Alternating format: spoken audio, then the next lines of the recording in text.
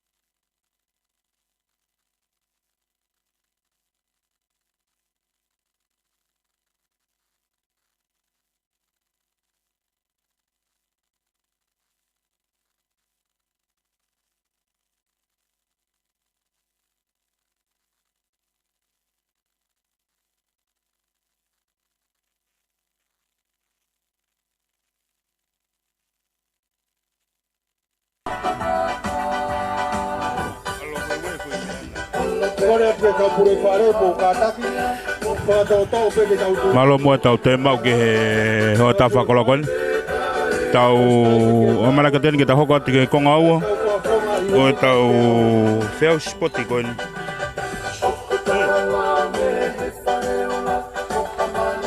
Maf. Hey.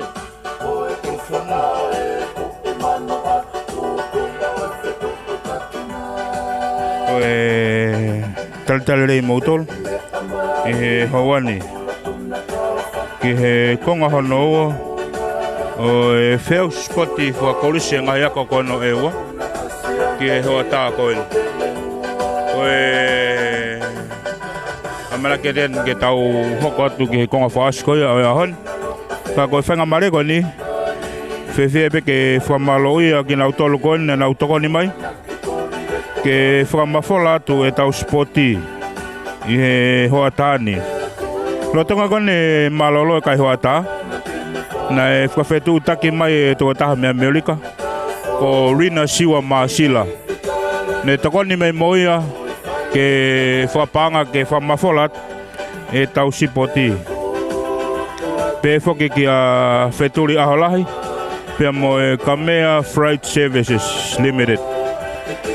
Mo e Toafa Lots i Pangai, ko e Amis Seafood Restaurant, pe whoki he AJ Store, ko e wharekoloa koia o Pepe, pe mo pusi aki. Ko e whakmoen rental, e lawa ke ngawe aki. Ko nofo muri whiri ai, pe mo e whotunga catering and decoration ki Amerika. I he lolotonga nia, tau lolotonga whatatari koni ki he lere mita te au hiti. O mau whampe o gongo atua e whamafola koni ke tapa katoa pe. I he hoa tāni. Me he malae ni honi. Mau i hene ke whamafola e spoti whakakolis. ai vai whanua e wa ki he tauni kang mau fia peke whamalo ia ki nau tolu koini ku nau tokoni mai ki hono whamafola alu ko ki he mo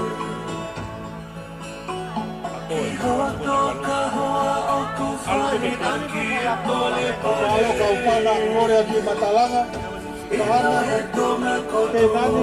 he wakai whanua ke kau sponsor ko ni ko kau EUA pen aia ko nofo muri whiri ai ki Amerika pe Morina siwa maasila me Amerika ia wheturi aholahi ki Nusila pe mo e Kamea Freight Service Limited pe whoki ki a pen wakauta pe mo e Toafa Lots ki a Suria pe mo Timote ki Pangai pe mo Yami Seafood Restaurant pe pefo ki a Aloine pe mo Freni mo HA Store ki e Sia ki honua e ua ia pepe mo Pusiaki Store mo na Rendolo pefo ki a nofo muri whiri ai ua nei kautaha teu whare lava ke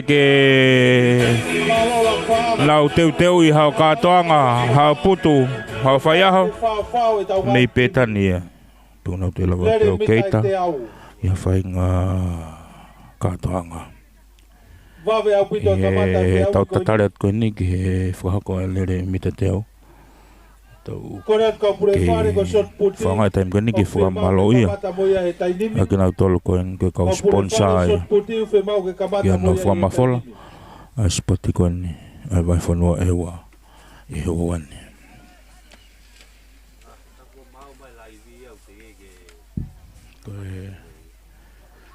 koe whiahoi koe ani ai ukau mai ki ai elati esa EUA middle school pe whoki ki ko so whanghau pe mga hei whare e wha ai apia ko malunga EUA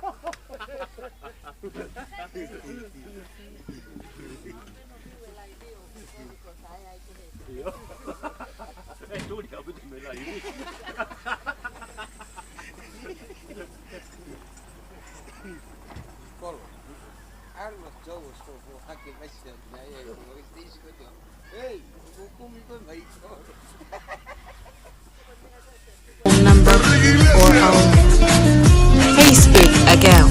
Thank you.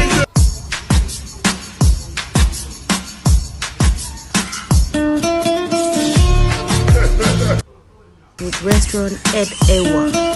And for more information, please contact us on our phone number or our Facebook account. Thank you.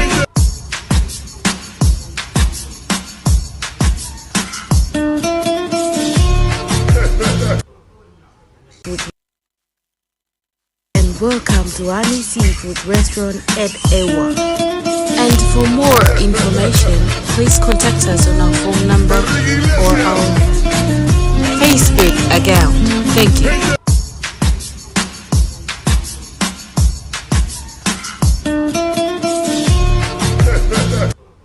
With restaurant at EUA.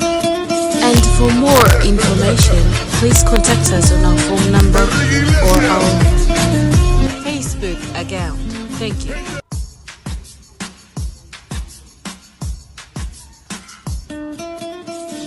Market.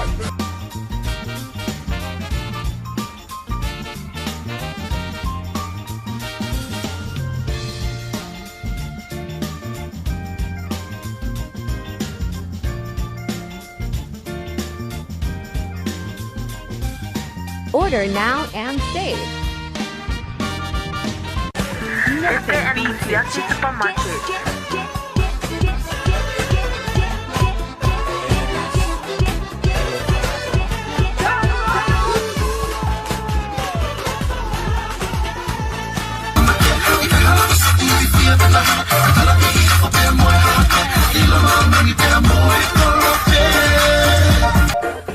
Amalak puan ke tau hokot ke lere mita teo hiti kon lere mita teo ka koe timi lere mita teo en koliso whangahau Nau lava mai whapapa ke whawhalangalang.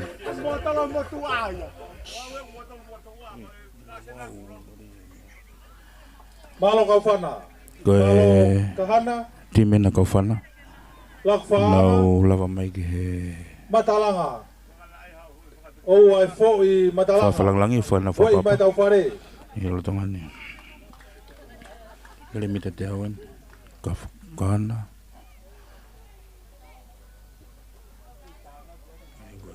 Ele mita te awan. Lak whaanga ko mau whakangongo atu. Timi ni mita te awan ai whare kau whana. Kau whana e ho. Malo kau whana.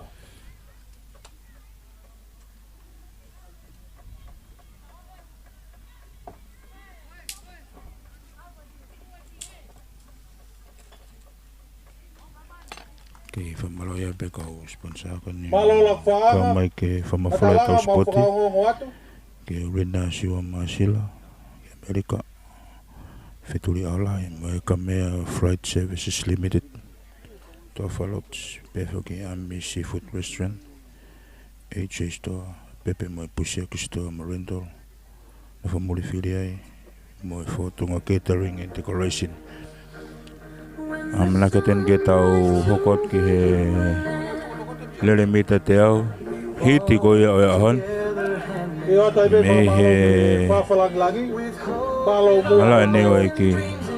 Mala ni honi. Whalangi e whiau e E honi.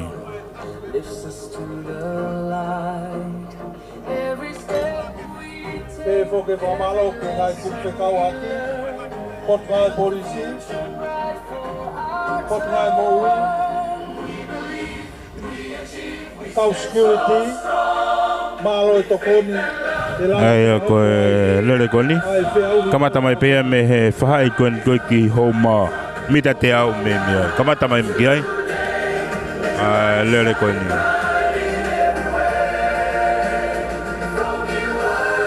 Kora te ngai whare ka. Lele sivi pen. E tau mita te au.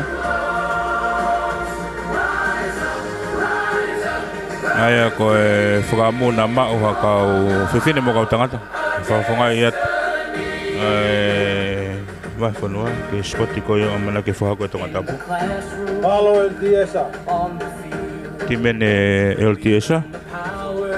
Nau tōtō mai ke he teniti ke whahako e nau whapapa. Whawhalangi.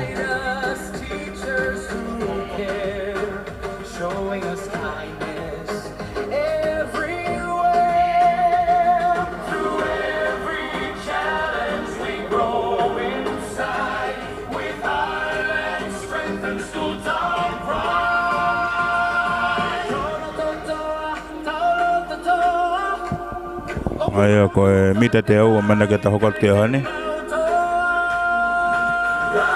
Ko ti mene lakfanga. Nau toto me ko ni ke fa ko na fa papa. E hawan ne ke fa falaglang.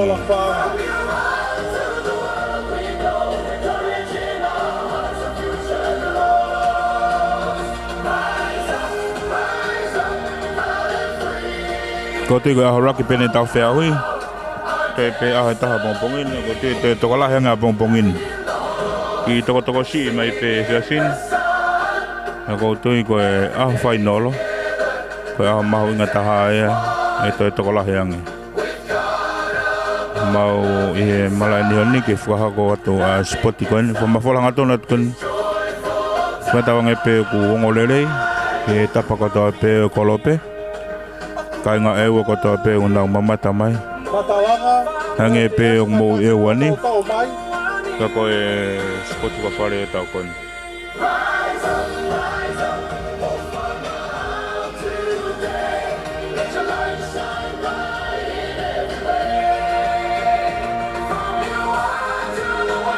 amana ke ten ke tau te wat ke mite te au le sivi ko e mite te au e lo tongani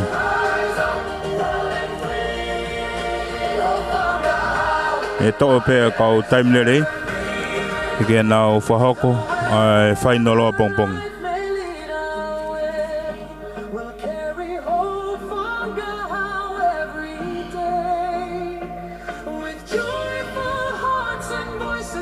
Kimenia Matalanga.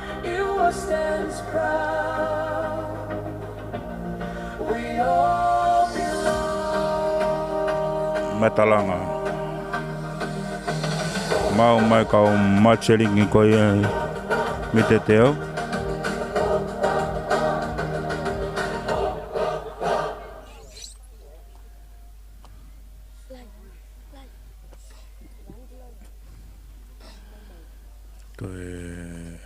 Miteteo ya lotan. Mana ke fa ko te mi start ko miteteo. Como fefe que fa malo ia ipe. No todo con sponsor. Con sponsor ko honi mono. To ko ni ke fa pang. Ke Rina siwa ma sila. Ki America. Fetuli aula ipe mo Kamea Flight Services Limited. Ko toa falot. Hami Seafood Restaurant. Pe mo AJ Store. Pepe mo Pushek Store mo rental. No for muli filiai. Pe mo Fortunga Catering and Decoration. Lo tonga kone tau ke whatatali ki he tau lele mita te au. Mau whatawanga pe tau ke kau whataha pe tonga ahon. Na wet koe pokalama. Toi pe lele au. Ai koe osi pe lele sive mita te au. E whakahokore wa lele whuka. Takaitaha.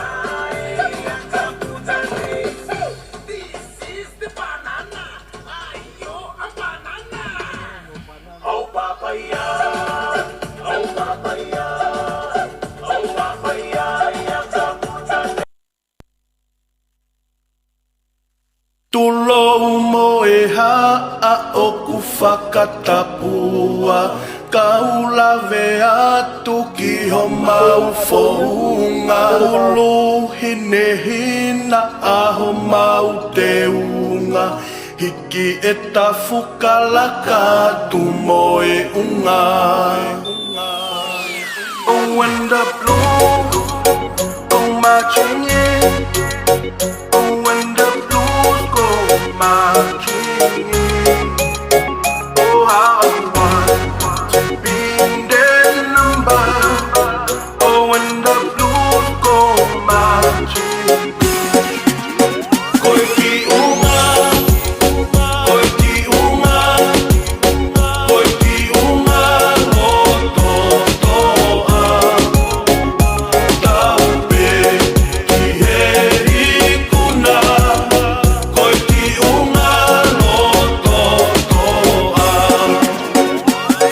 Mo unga ki he loto si eta moto Tau wala kongo konga aho tano o loto Tau aki tangata te uke hoko Toloa tau tue koe me awhaka o fo Koiki unga Koiki unga Koiki unga loto toa Taupe ki he ikuna Koiki unga loto toa Oh when the blue tani asumai Maikolo tolo ya na LDS fikawa LDS raki wa tolo mai pe fika tolu ria hona ke tepi raki ato Maikolo tolo ya na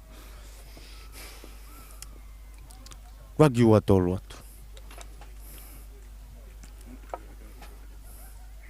dagi DJ time ada wi fast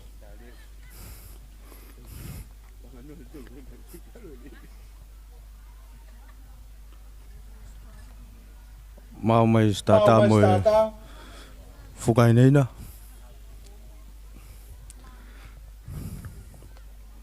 ko mitset ke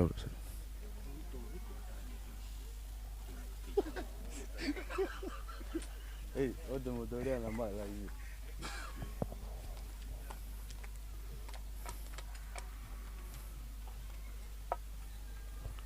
ke kula pe fukai tepi Kaku si mau mari mai stata.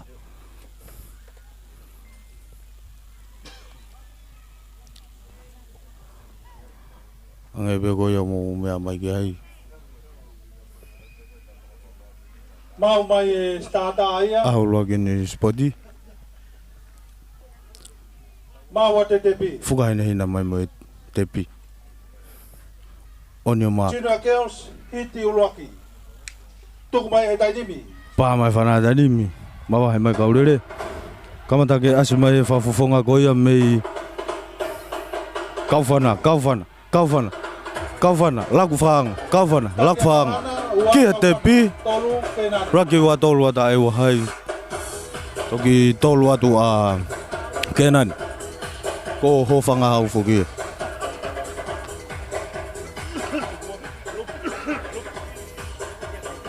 Lele Maria ubidoya. Mau mai stata.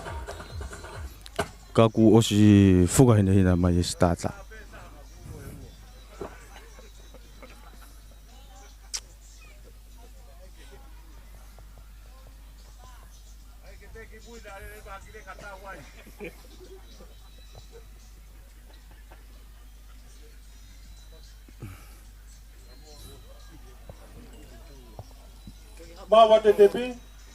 Mau tepi. Pa mai fana hiti hono. Tuk mai dai dimi. Mawa Kaufana. Kahana. Hau mai tepi. Raki ngakama. Kahana. Toki ua mai LDS.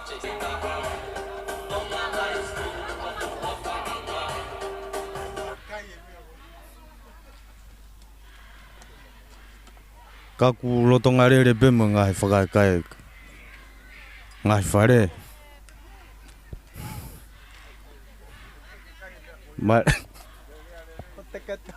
Mau mai stata. pau atu mo tepi teu ge pa whana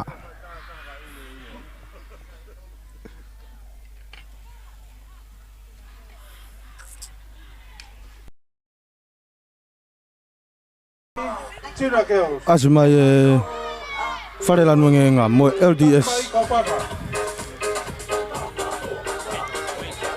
Kalaka LDS. taki mai LDS Lele Maria Rakia LDS Ua Kaufan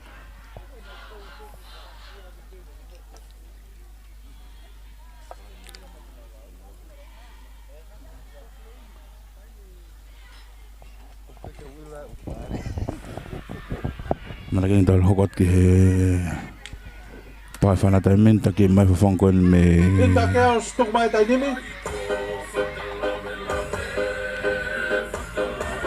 Fafong ni me kaufana matalanga kaufana mita te au fana fe fin intermediate girls mita te au ko le ni laki kenan matalanga lakfaanga kahana stata kenan ni le ni laki matalanga lakfaanga kahana wa mau mata mine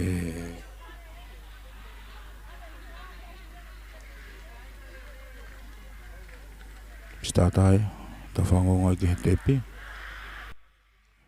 Mau mai mo tepi te mini.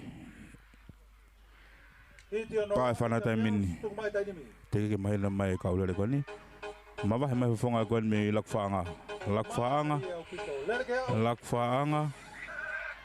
Lakwaanga ni kenani. Lakwaanga. Toa lakwaanga te ke au ke tepi. Toi ki sio e whonga ki lakwaanga ki mui. Kai tō ia kai pēa kai pēwha whongai me kenani o Rocky. Ko e mita te au ia a e whanau whiwhine, rotonga lere koni. Me he Spotify kolis koni. Ngā hea ko e ua. Kai ko e lere hoko koni. Leni Rocky ko kenani. Leni ua LTS-a. Lintolu ko kaufana kahana kenani.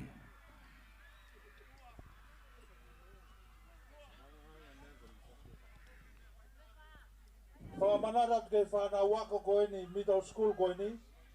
Mama o mei he fuka. Kaure ka ako mawahe mei he fuka. E kume at whawhalangi lagi. Pai whana taimi tōku me kaulere koe ni. Taki me whangon me kaufana.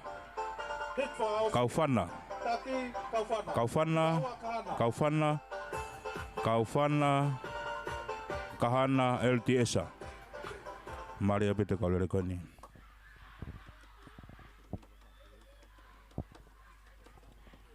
Tau hokoten ki he wawe pite pēna tuku mehe kau ofisare ai ngahi lere i hawani.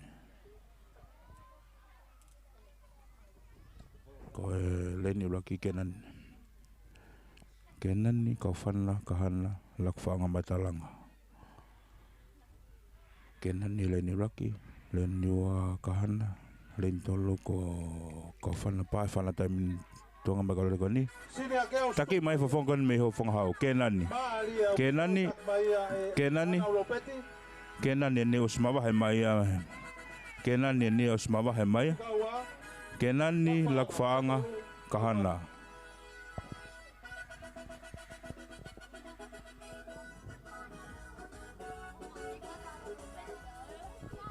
Maria pito lere kon whako whine mon me kenani. Tau hoko ten ki iwen hoko. Ko Leni Rocky wai a matalanga. Leni ua wai a lakwaanga len tolu ko kahana. Len wha kaufana. Len ni tapot kitua ko kenani.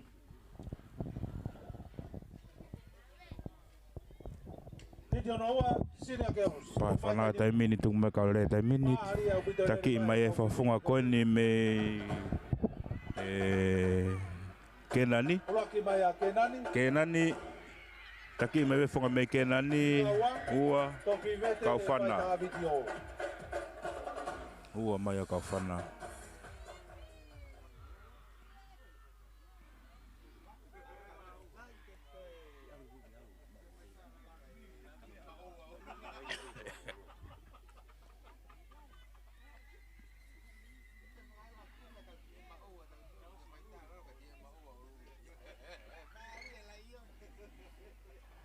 Leni Rocky ko kenan. Mau mai stata. Mau kaufana kenan kaufana kahana. Fafonga tene to fa na ulere fafong Leni ko ni. Kei longo amai pe whakakai ko ngai whare. Ka koe lotongani ona ma pa whana te minto. Kore atu ki kenani mo kahana. Kenani pia mo kahana. Puke pe fia i o tau whare.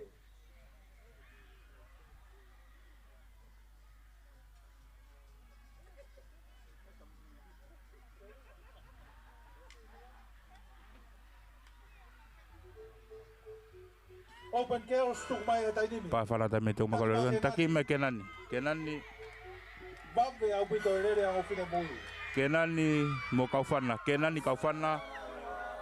Pula ke atua kaufana. Toki vete pe moia he whai tāwiti o.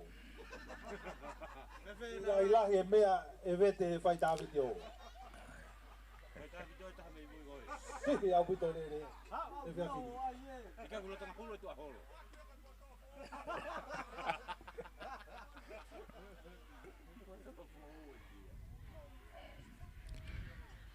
Tau event hokoen. Mau mai stana. Kenani Mitchet Poison. Kenani Lihon. Kenan Lihon. Mitchet Boys. Ngahia ko malunga kolotoloto Lihon. Vai fono ewa.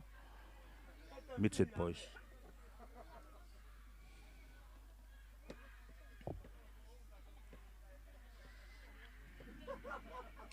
Pai fana temin. Te fofokete ka o salo. Vol stata ko ya.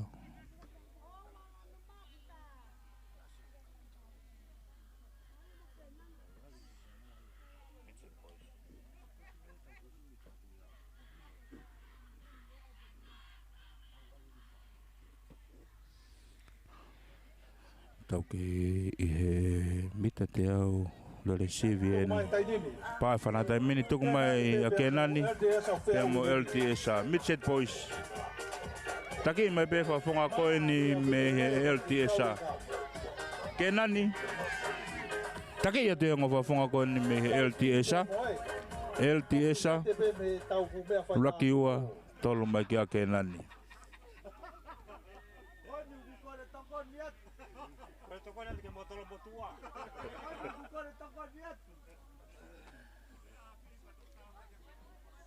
Sabe ka toki a whihi. O hui mau pe ngai mea ngā ue he tawhaki.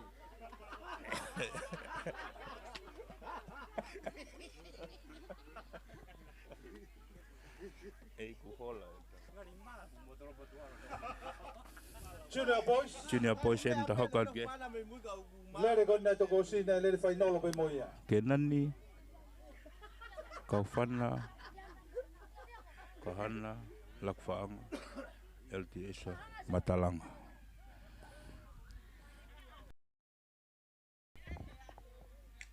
Pai whanata Tuku mai e tainimi. Tuku mai kaurere ko ni. Lere kaureka. Taki mai pe. Kenani ne o mawahe mai. Kenani. Lere ke au. Kenani ne o smawahe ma Kenani alu hauke te pi. Kenani lakfaanga. Lakfaanga tolu LTS. Tolu LTSA. Tau kakungai me Kenani. Maria pite lere ko ni whako ko lere ko veta hafo ke. Tau lotonga whako re mine lere sivi ko mita te au. Whanau tangata hiki pen, tau ke lere. Mitchet Poison, Junior Poison. Kenani, Kaufana, Kahana, LTS. Matalanga, pe molak whaanga. Mau mai e stata. Mau mai stata tai mini.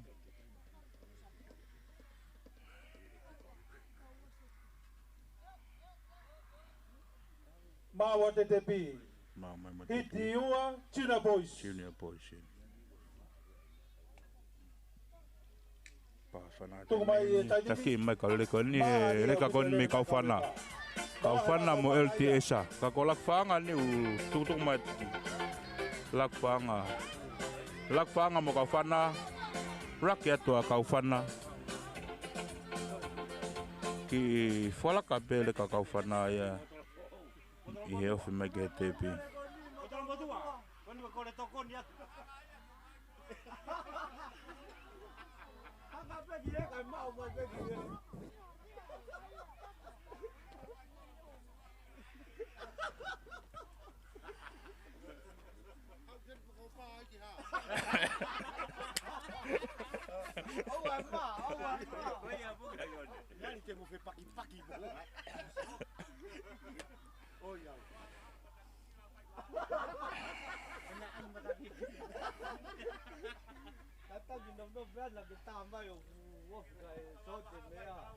Leni raki ko lakfanga. Len pai fana te mintu ma lere koni. Taki lakfanga. Taki mai a lakfaanga ia. Lakfaanga. Lakfaanga. Ua whikatau LTS. Lakfaanga LTS ua.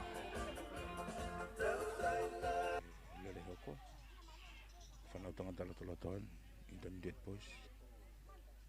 Ini laki kenan ni ini wa kenan tol kafan kahana faama.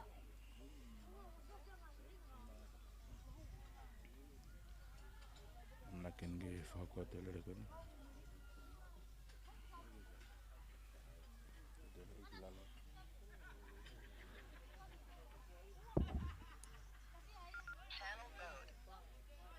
Ma watu tu mai ta ni. Pene full start. Full start out te frafoki.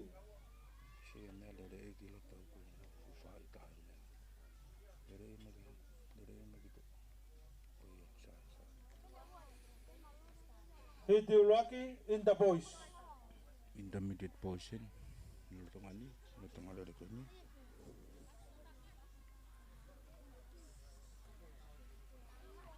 Kenan kau fanna, kau kahana. Pai fara time tok Tu mai ta ni mi. Taki mai be. Ma ari abu to re ta mai ki. Lakfaanga. Lakfaanga. Kau fanna ni mo lakfaanga.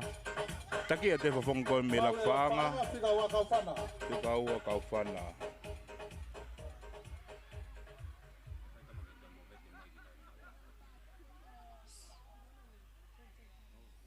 Me o se le sivi con mita teo. Ai ko tau hokoto ni whanau tangata loto pen. Tau ke ai ko ni. Ke fefe pe whamalo e. O manata peka kure whane. Ami restaurant and seafood. O kui kai ke tau toi whi mau e rere tolo sai. Koki ki he pepe. Mo pusi ki maha. Ko e toho ia e poini. Rendol. Pe mo e tofa lots. Ko e Kamea Fried Service Limited. Pa fala tamin.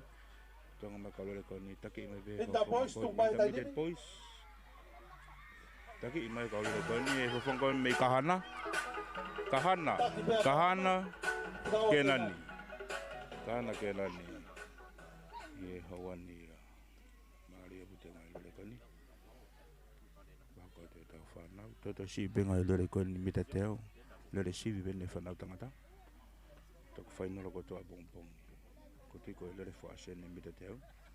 Fana tangata la la. Kenani. Lakfaanga batalanga kaufana. Senior boys. Hiti uraki utau te waki ai. Hiti uraki. Mau mai starta.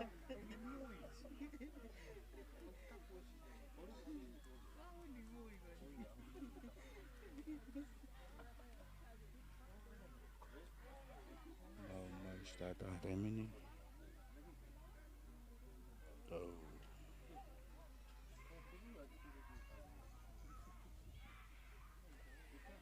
Starta tamin kenan ni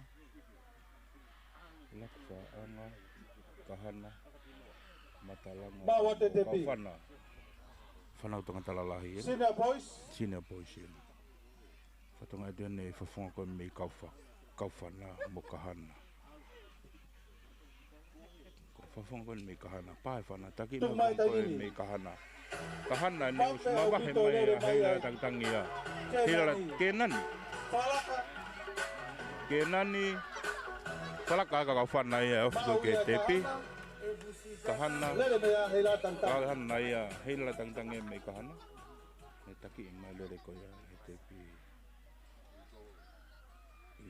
le fas ko hoan fana tanga talalahin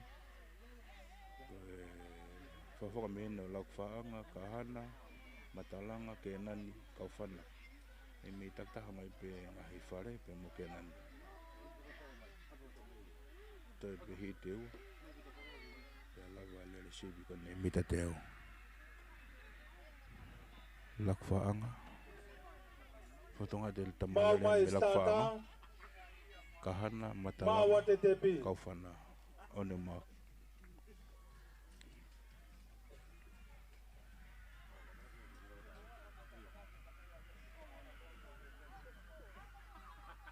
Senior boys.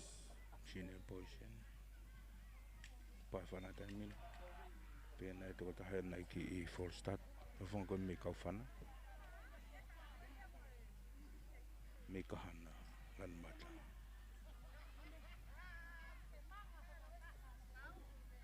Whamanata peke ka pure whare, ka hiria ni whenga ke whakaose ngā fiu event, ka tau toki hoko atu ki herere whuka.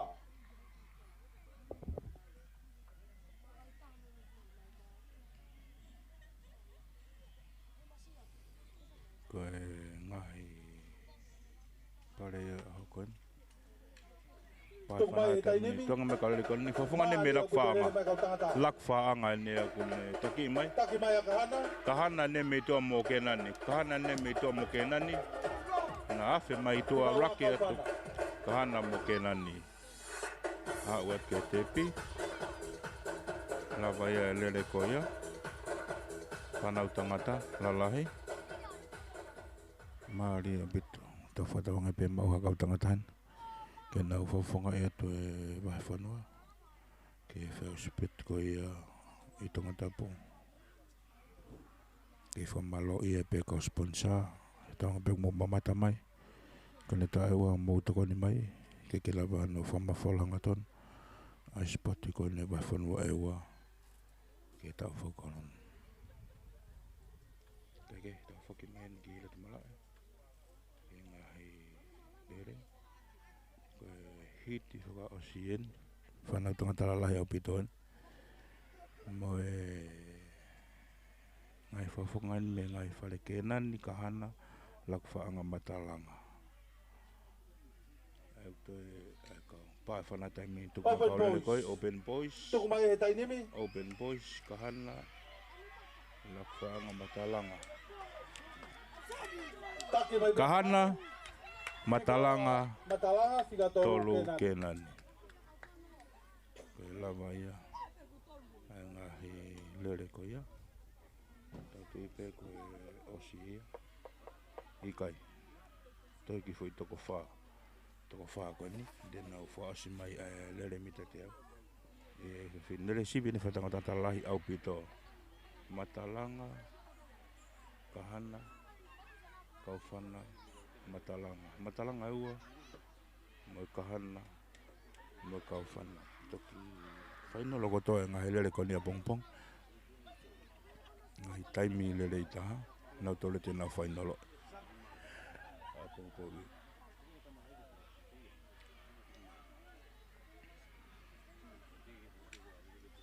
pai whana taimi ni tuku mai kau lere ko ni pe starta na to tahana full start te fofoka te leleki mui open boys in hiti vrausi hit fashion le mita te au ke ani ko aspuni foka te le foka moto te foka takaita ta ko te ko mai fiau hi an pa fana to fofoka Fafok tolo te stata tolo.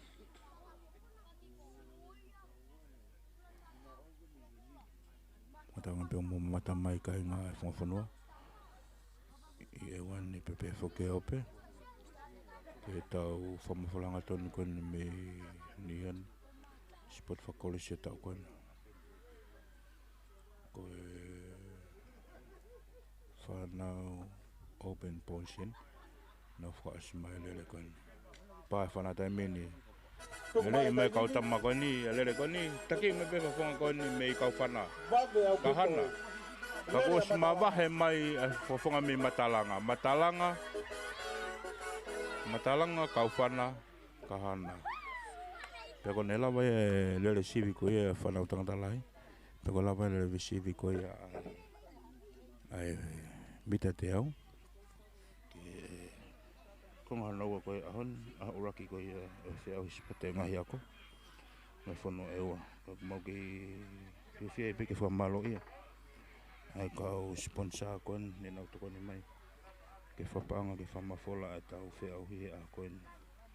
Ki Aurina Siwa Masila, wheturi alahi, mo Kamea Freight Services Limited.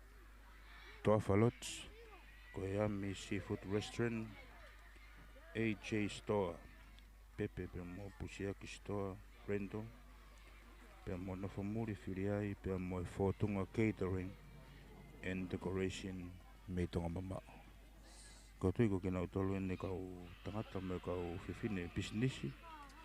I he whunga whanua ko nau toko ni mai tukehange a Arena Masila pia mo Nufomuri ki Amerika la. Kai pe whuki a wheturi alolahi ki New Zealand. Kune kau mai hoatani ke whangatu. Ai whiahi ahoni.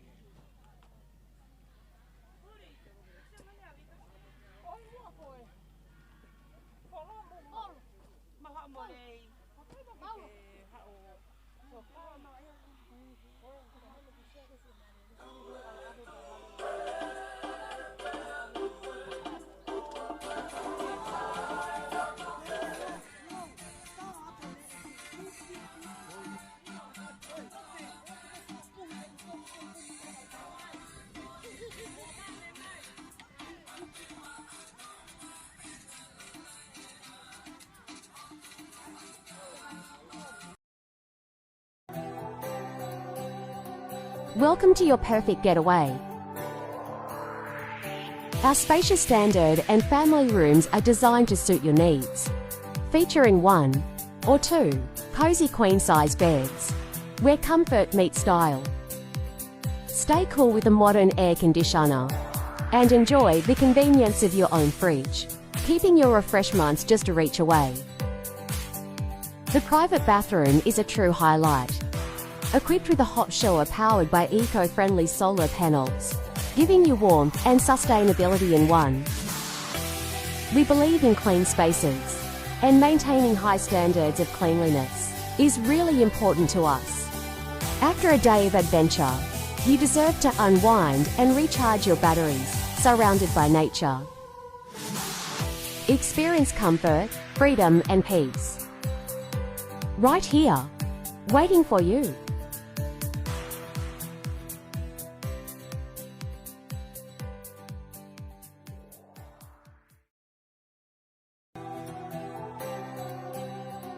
Welcome to your perfect getaway. Our spacious standard and family rooms are designed to suit your needs. Featuring 1 or 2 cozy queen-size beds, where comfort meets style. Stay cool with a modern air conditioner and enjoy the convenience of your own fridge, keeping your refreshments just a reach away. The private bathroom is a true highlight. Equipped with a hot shower powered by eco-friendly solar panels, giving you warmth and sustainability in one. We believe in clean spaces, and maintaining high standards of cleanliness is really important to us. After a day of adventure, you deserve to unwind and recharge your batteries, surrounded by nature. Experience comfort, freedom and peace. Right here, waiting for you.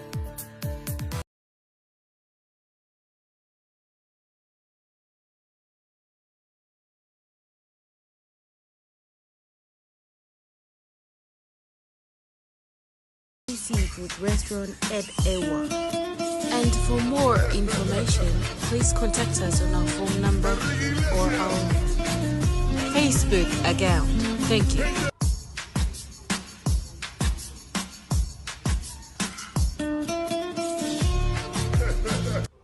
Seafood restaurant at Ewa. And for more information, please contact us on our phone number or our Facebook account. Thank you.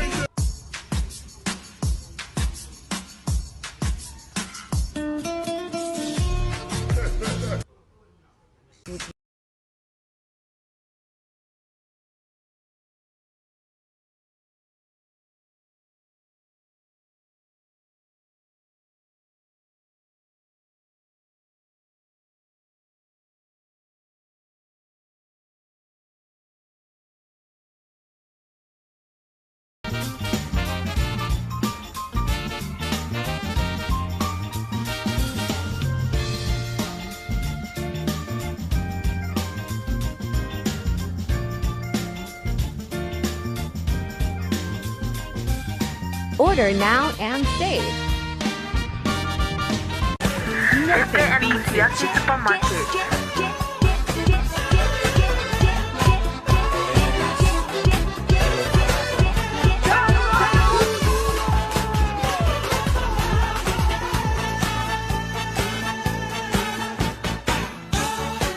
Order now and save.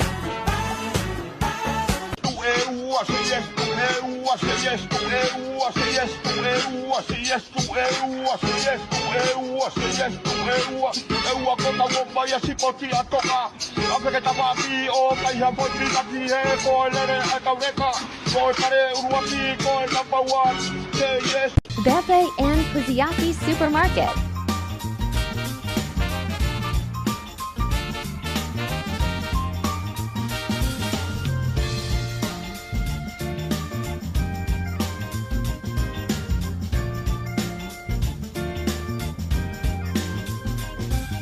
Order now and save.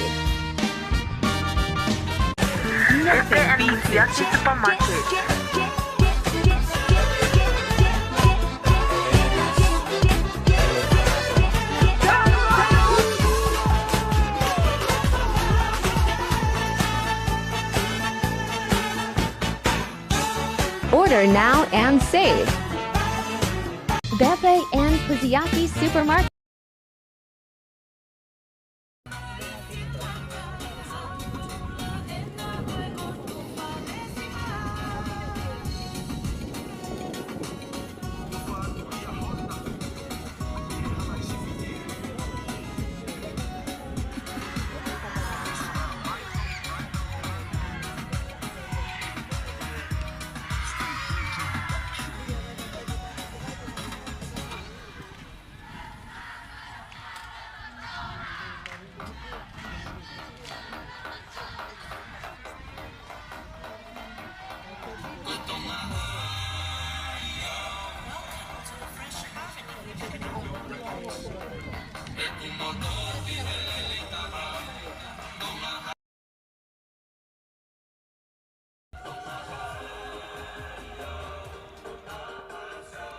Malo mo tao ma ke afakologon ke wata pe a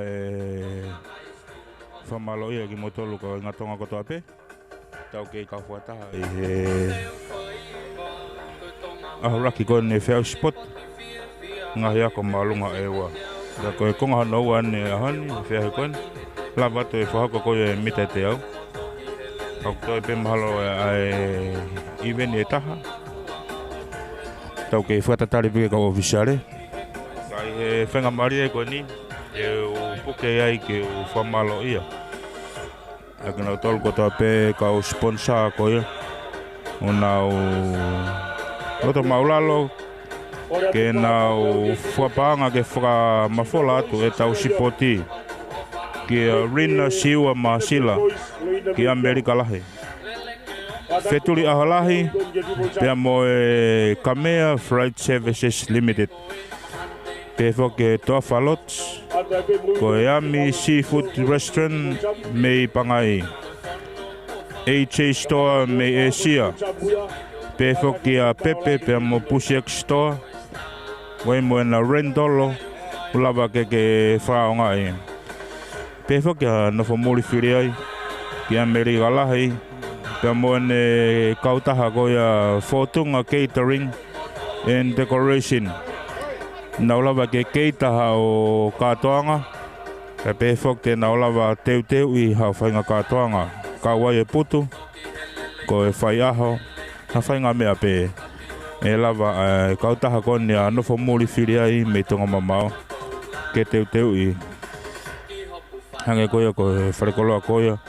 O Pepe mea mo Pusiaki e lava ke mao mea ngahi koloa ke kehe hau ke ngahi tokonaki Vesta Polo mo haa fua peo te ai whak mo na Rentolo lava ke haia hau mea lele ke eweva halo ai ia totongi whakaatu I moon ko e HA Store me Asia wai ho nau whare koloa peo wai mo nau ngahi kautaha no mo nau kautaha langa e lava ke mo wafe mai ai fea wai ho ngai fea mau ko Yami Seafood Restaurant me pangai ko e wharekai ni a Suria pe mo timo te lerenga e lava ke awhea tuai o mau ha mea tokoni lava ke take away mau te lava foki ke keita ki ha whainga katoanga ai lahi ha mea kai te mo fea mau ko e ami seafood restaurant ia. Pe foki ke toa falot ko e kautaha na pen wakauta ko e whare na whotong. I whei aia i pangai.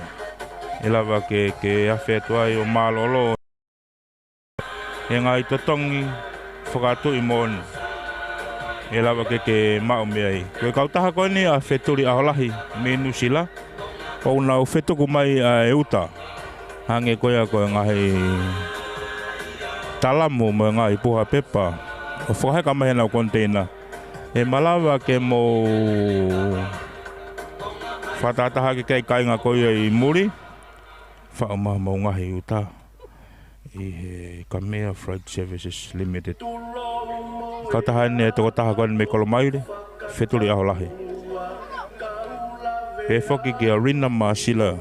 Rina siwa maasila. Ke sola taha ke kaunanga koe ni. Ko nau tolu ia kau sponsor. Ko nau toko ni mai ke whamafolat. E tau sipoti e ahoni. Ke a taha pe ke ngahi pisinisi. Te malau ke tua ke atua ngahi pisinisi. Ke te mana ko ange. I he hiri koe nkoe ko ngau raki. Nei te whetutake mai ai a rina siwa maasila ia mo wheturi aholahi. Mena kautaha. Na toko ni mai ki he whapanga o e tau sipoti o e aho raki. To e tau aho e taha. Ngahi family ko toa pe e wani ata pe toko ni. Ke whamafola e tau sipoti aho ua. E hoa koe ni.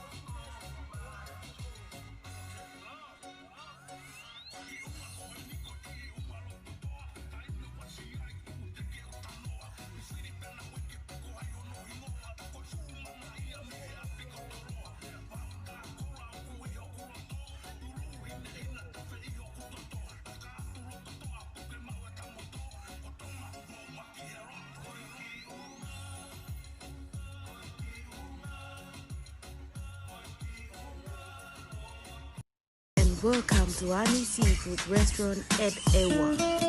And for more information, please contact us on our phone number or our Facebook account. Thank you.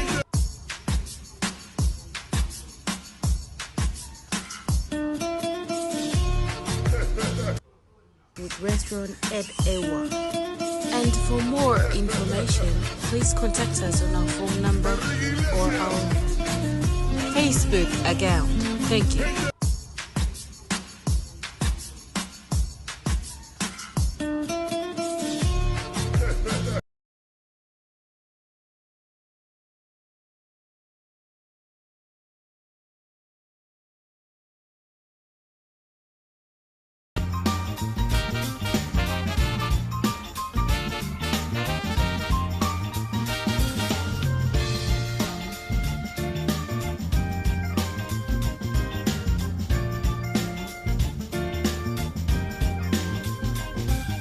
Order now and save.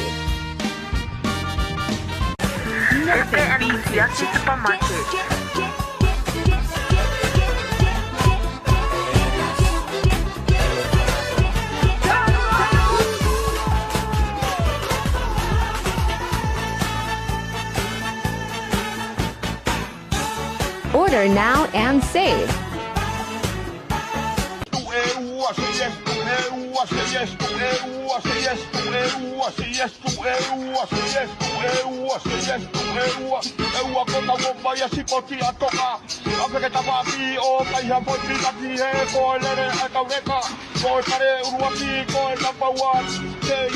Bebe and Kuziaki Supermarket.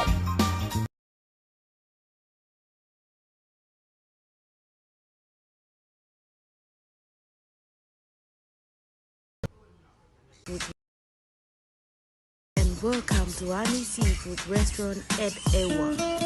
And for more information, please contact us on our phone number or our Facebook account. Thank you.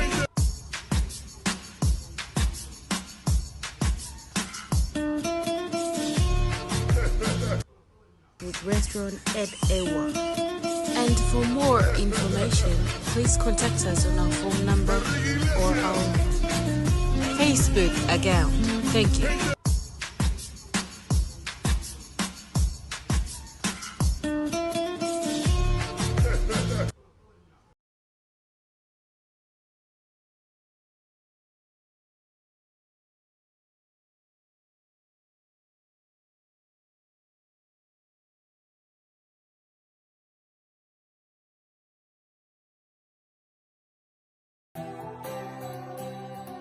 Welcome to your perfect getaway. Our spacious standard and family rooms are designed to suit your needs, featuring 1 or 2 cozy queen-size beds, where comfort meets style. Stay cool with a modern air conditioner and enjoy the convenience of your own fridge, keeping your refreshments just a reach away. The private bathroom is a true highlight, equipped with a hot shower powered by eco-friendly solar panels, giving you warmth and sustainability in one. We believe in clean spaces, and maintaining high standards of cleanliness is really important to us. After a day of adventure, you deserve to unwind and recharge your batteries, surrounded by nature. Experience comfort, freedom and peace. Right here, waiting for you.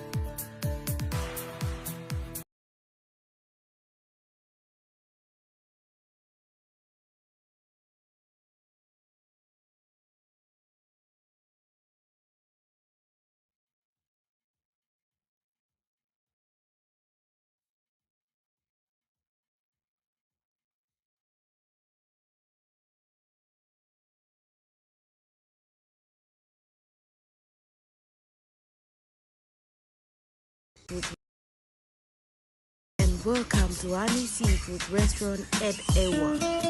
And for more information, please contact us on our phone number or our Facebook account. Thank you.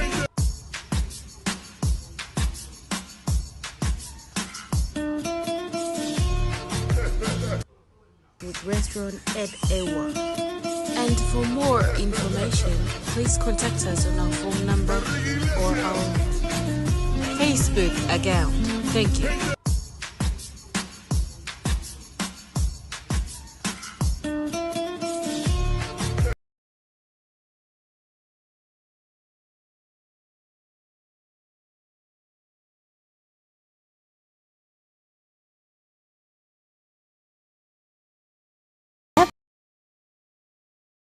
And Kuziaki Supermarket.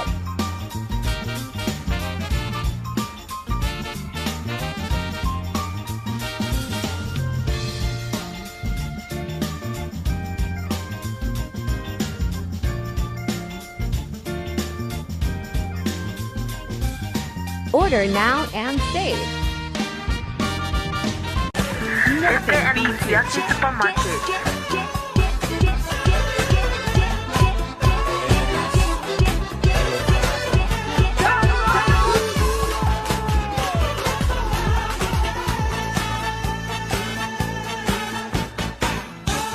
Order now and save.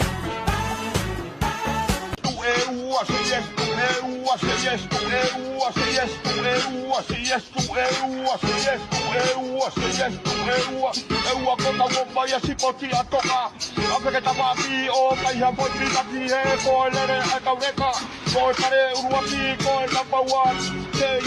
Bepe and Kuziaki Supermarket.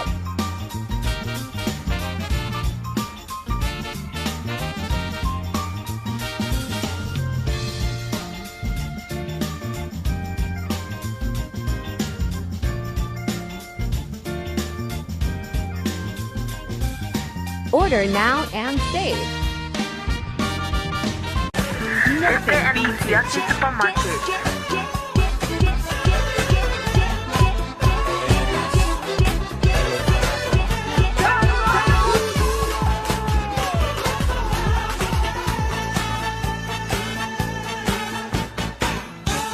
Order now and save.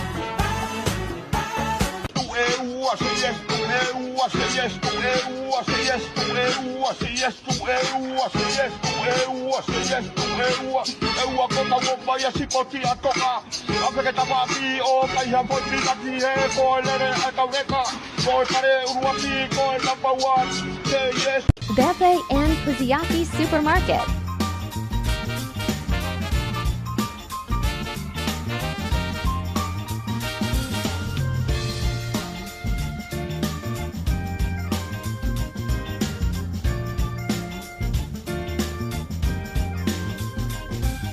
Order now and save. Bepe and Kuziaki Supermarket.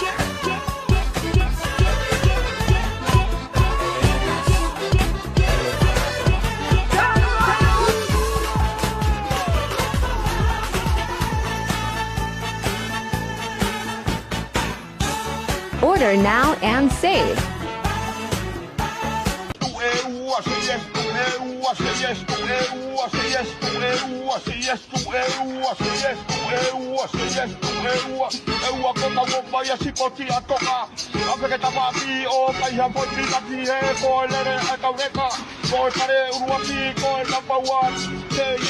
Bepe and Kuziaki Supermarket.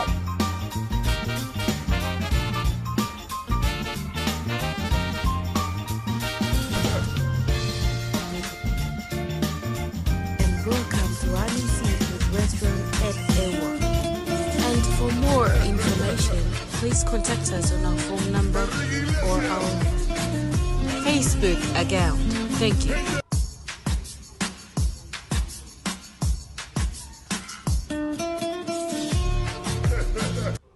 Seafood Restaurant at Ewa. And for more information, please contact us on our phone number or our Facebook account. Thank you.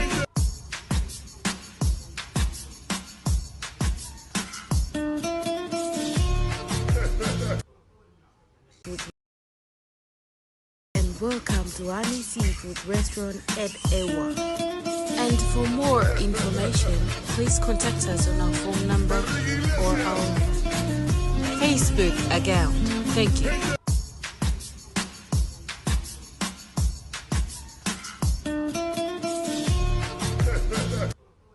Restaurant at Ewa. And for more information, please contact us on our phone number or our Facebook account. Thank you.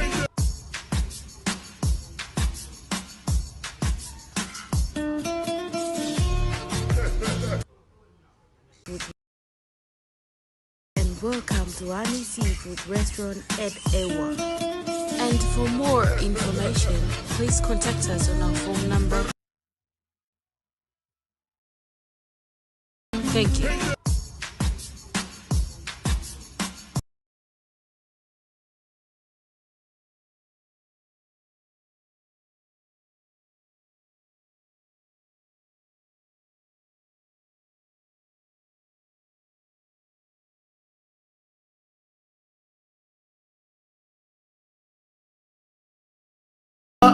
O ku whakatapua Kaula vea tuki ho mau founga Ulu hine hina aho mau te unga Hiki e ta fukalaka tu moe unga. Oh, when the blue, oh, marching in. Oh, when the blues go marching in. Oh, how I want to be in their number. Oh, when the blues go marching in.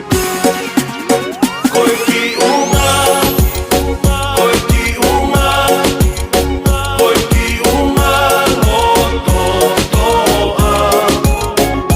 Taupe ki heri kuna, koiki unga, lo to a. Mo unga ki he loto si eta moto. Tau wala kongo konga aho tano oloto. Tau aki tangata te uke hoko. Toloa tau tue koe me awhaka o fo. Koiki unga, koiki unga, koiki unga loto a. Taupe ki heri kuna, koiki unga loto a. Oh, when the blue, oh, marching in. Oh, when the blues go marching in. Oh, how I want to be in their number. Oh, when the blues go marching in. Koiki unga koe ni koiki unga loto toa. Taime wasi ai tu te ke o tanoa. E whiri pena weke piko hai hono hingoa. Ta koe fūmana ia mi he api kotoroa. Wao tā kola o ku iho kuroto. Puru hine hina ta whe iho kutoto. Ka atu loto toa puke mau e tamoto. O tonga mo unga ki he roto. Koiki unga, koiki unga, koiki unga loto a.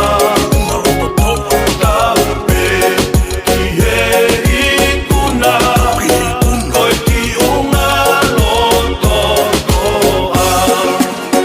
Koiki unga, koiki unga, koiki unga loto a.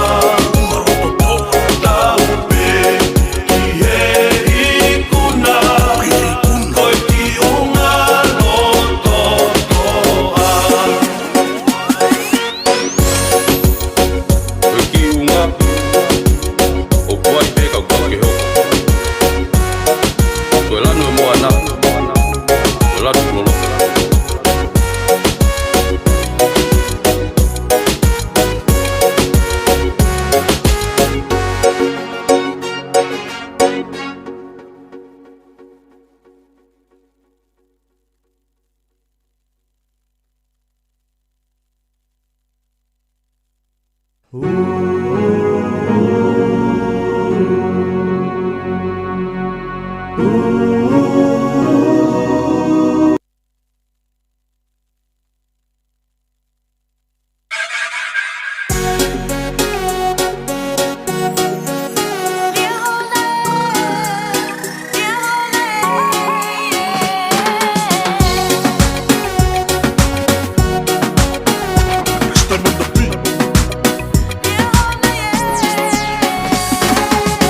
Lalu mata hina hina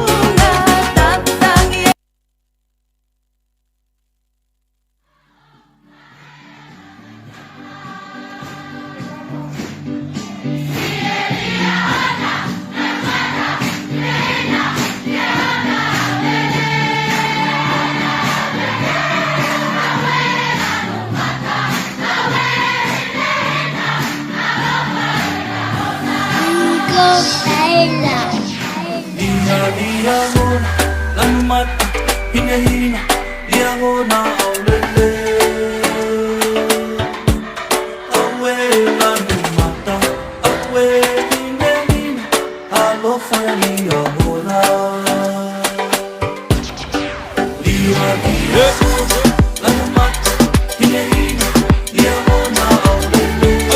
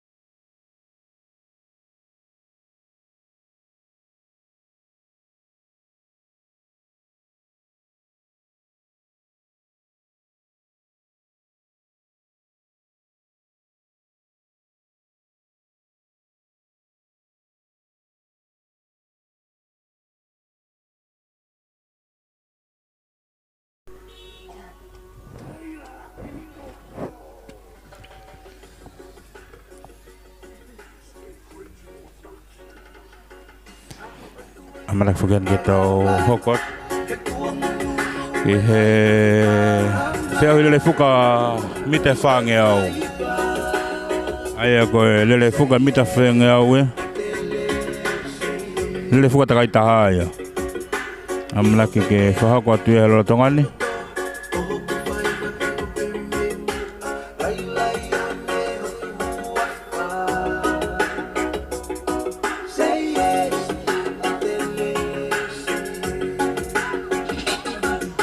Kau kei kau fata habe mo motolo kai he fenga mare ko ni kei fe fia pe ke famalo ia ai kau sponsor ko ya un lau to ko ni mai ke fama fola to ta spoti a honi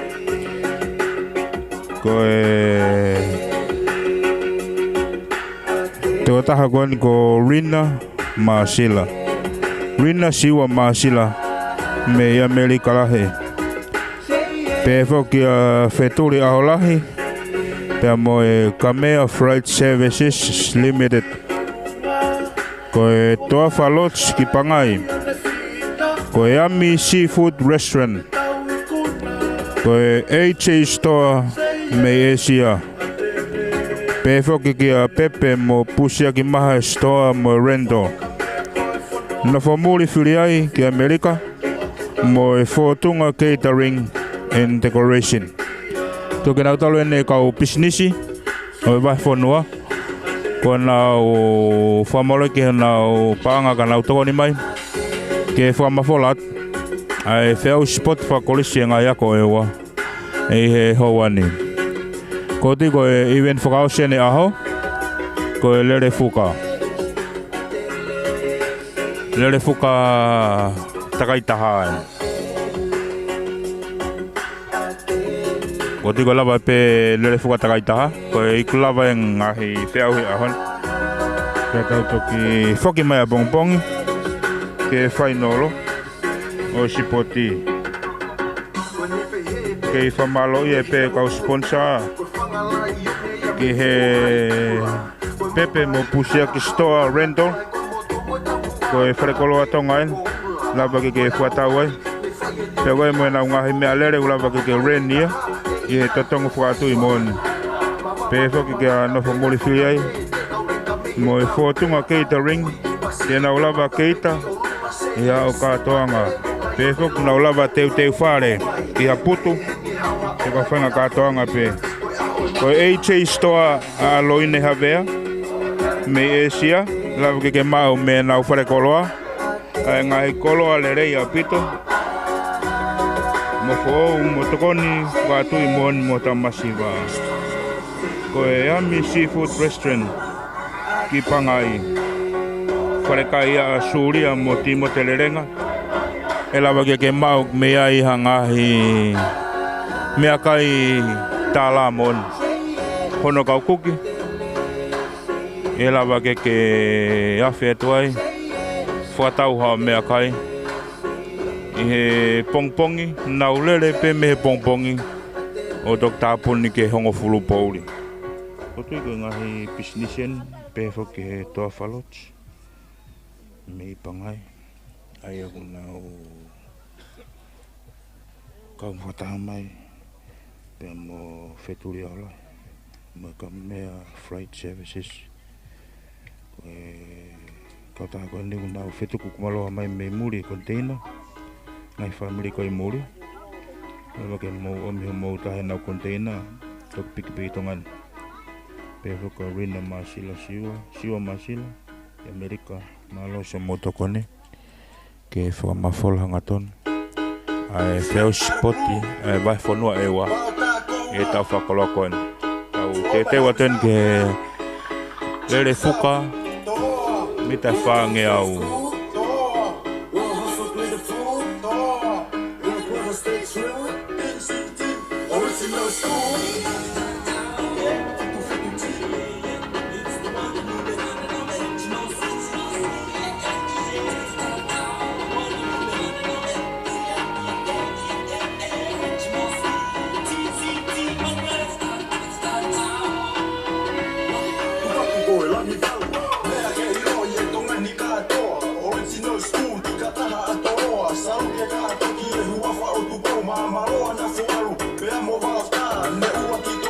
Kai ke he tau te wateren ke he raki hiti koia. Ko tiko lere ko ni final o pe ya. Final o pe lere ya ko ni. Ko lere fuka mita fange au. Gu ko lere fuka maire.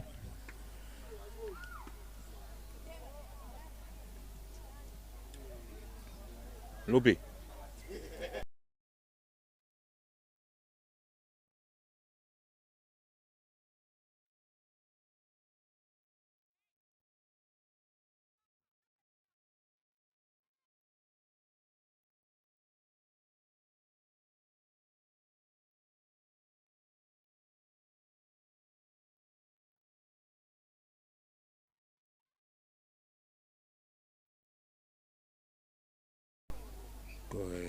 Te watenen tau lere fuka takaita. Ihe hoan. Lini uraki gia ya kaufana. Lini wa matalanga. Lini tolu kahana. Ko re ya dofa. O gia e fafafonga ko e me EUA middle school. Middle school sa EUA. Na tole te nau lere. Ye lere koena.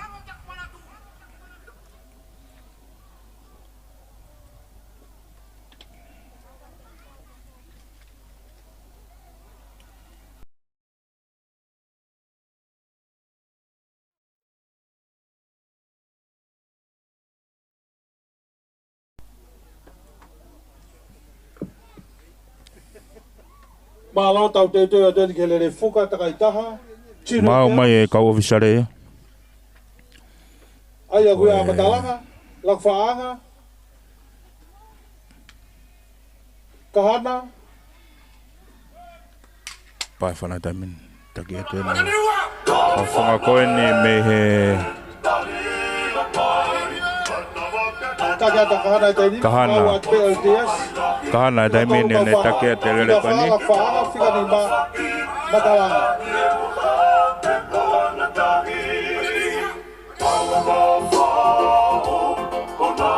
Koe fafonga ni me kaufana molak faanga. Una tuku tata mai ko ne ofet ke mita wang yau gua lere taimini kaufana lakfaanga kaufana kahana lakfaanga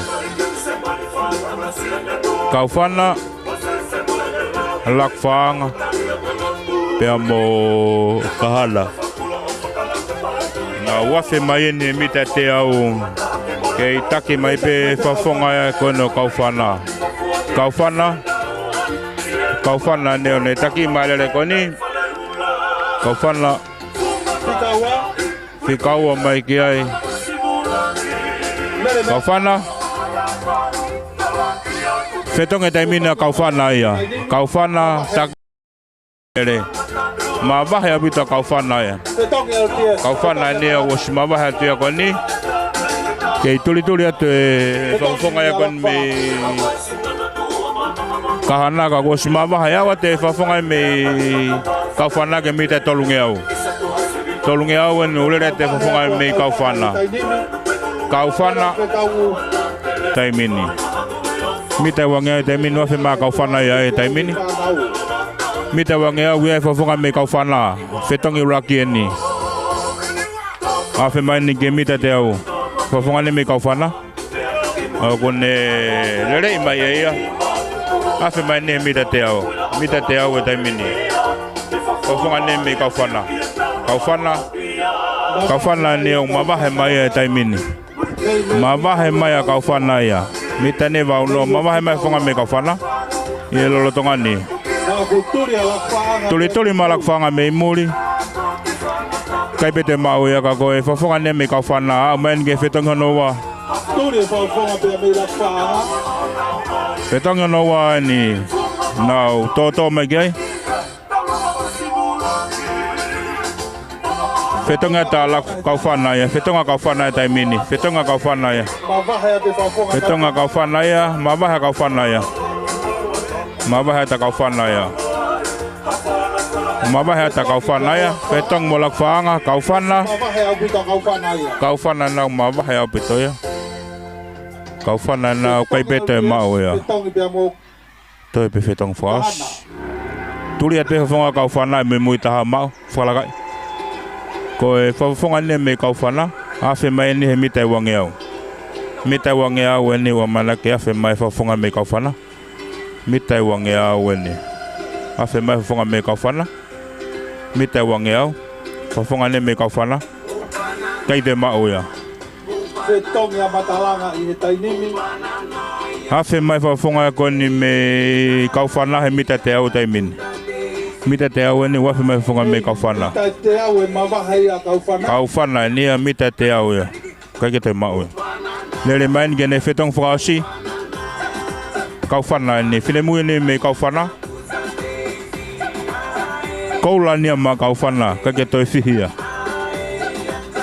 Kaufana ni me kaufana. Amela ki kena fetongi mo fetong frasi ki he koula. Petong ia kaufana ia. Petong ia kaufana ia. Kaufana ki he koula. Kaufana ki he koula. Kai ke toi mai whafonga ia kaufana. Hei ke toi mau ia. Naa moha set. Fiu turi e whafonga koen. Ma wahe au pito. Ma wahe au pito e whafonga kaufana hei. Moha set e kai peto ma. Kai toi mau ia. Ko e lolo tonga ni a lele fuka takai taha. Whanau whewhine. Ua ofe ta kaufana ia. Ofe te taimini a kaufana. Ke mita te au. Muangi au. Muangi au a kaufana he taimini. Mita wangi au wafe ta whonga me kaufana he taimini ki he koula. Kaufana. Hafe mai whawhonga me kaufana he taimini ki he koula. Uraki e. Wafi ma kaufana he mita te Hei au. kai toi mau ia. Koula nia ma kaufana. Tange au ki mui au pito. Kaufana. Tu e turi mai pe kaufana e whamui mui taha ma. Kaufana ki he koula. Whawhonga nia kaufana turi mai ko ni ki he koula. Hau mai ko ia e lotonga ni. Petong ia matalanga. Fetonga nia matalangi ka koe hau e ni ke koula. Kaufana ki he koula. Kaufana ki he koula. Koula ia mai whare kaufana. Whana whiwhine iki. 4 by 400 meter relay. Ka koe nuke ile rempe kaulere. Lakfaanga en. Lakfaanga. Pika tolu kahana. Lakfaanga na whikaua. Pika wha LPS. Langa ma LPS. Lakufaanga. Lakfaanga nia. Pea moe. Lakfaanga nia. Whikaua. Lere te au maari.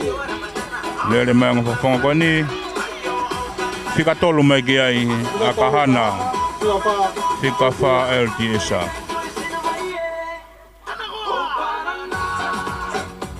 Lawa tuia lere e whuka whainolo 4 by 400 meter relay. Whanau ke whine iki.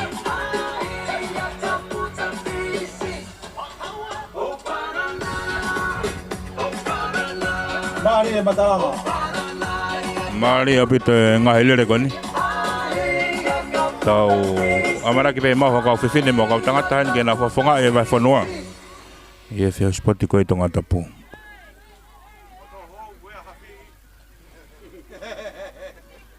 Malo matalanga.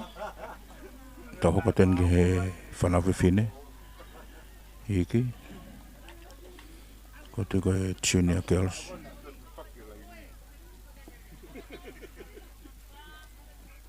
Mari kau whana. Mo matai ke iki au pito.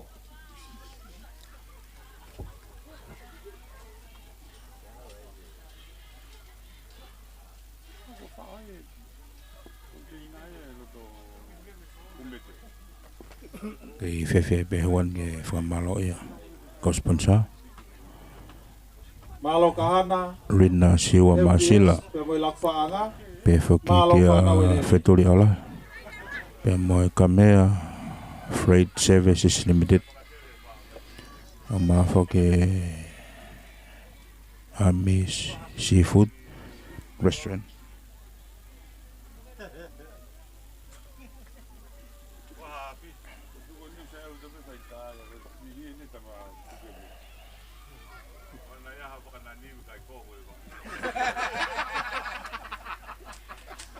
Lame ahe.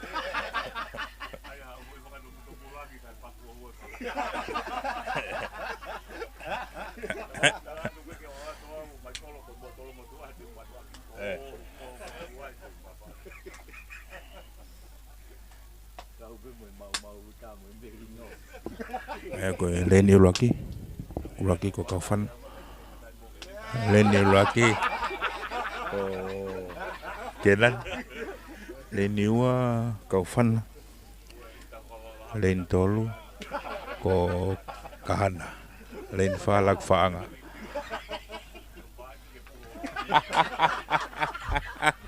Pa fana taimin. Te whakafoki mai.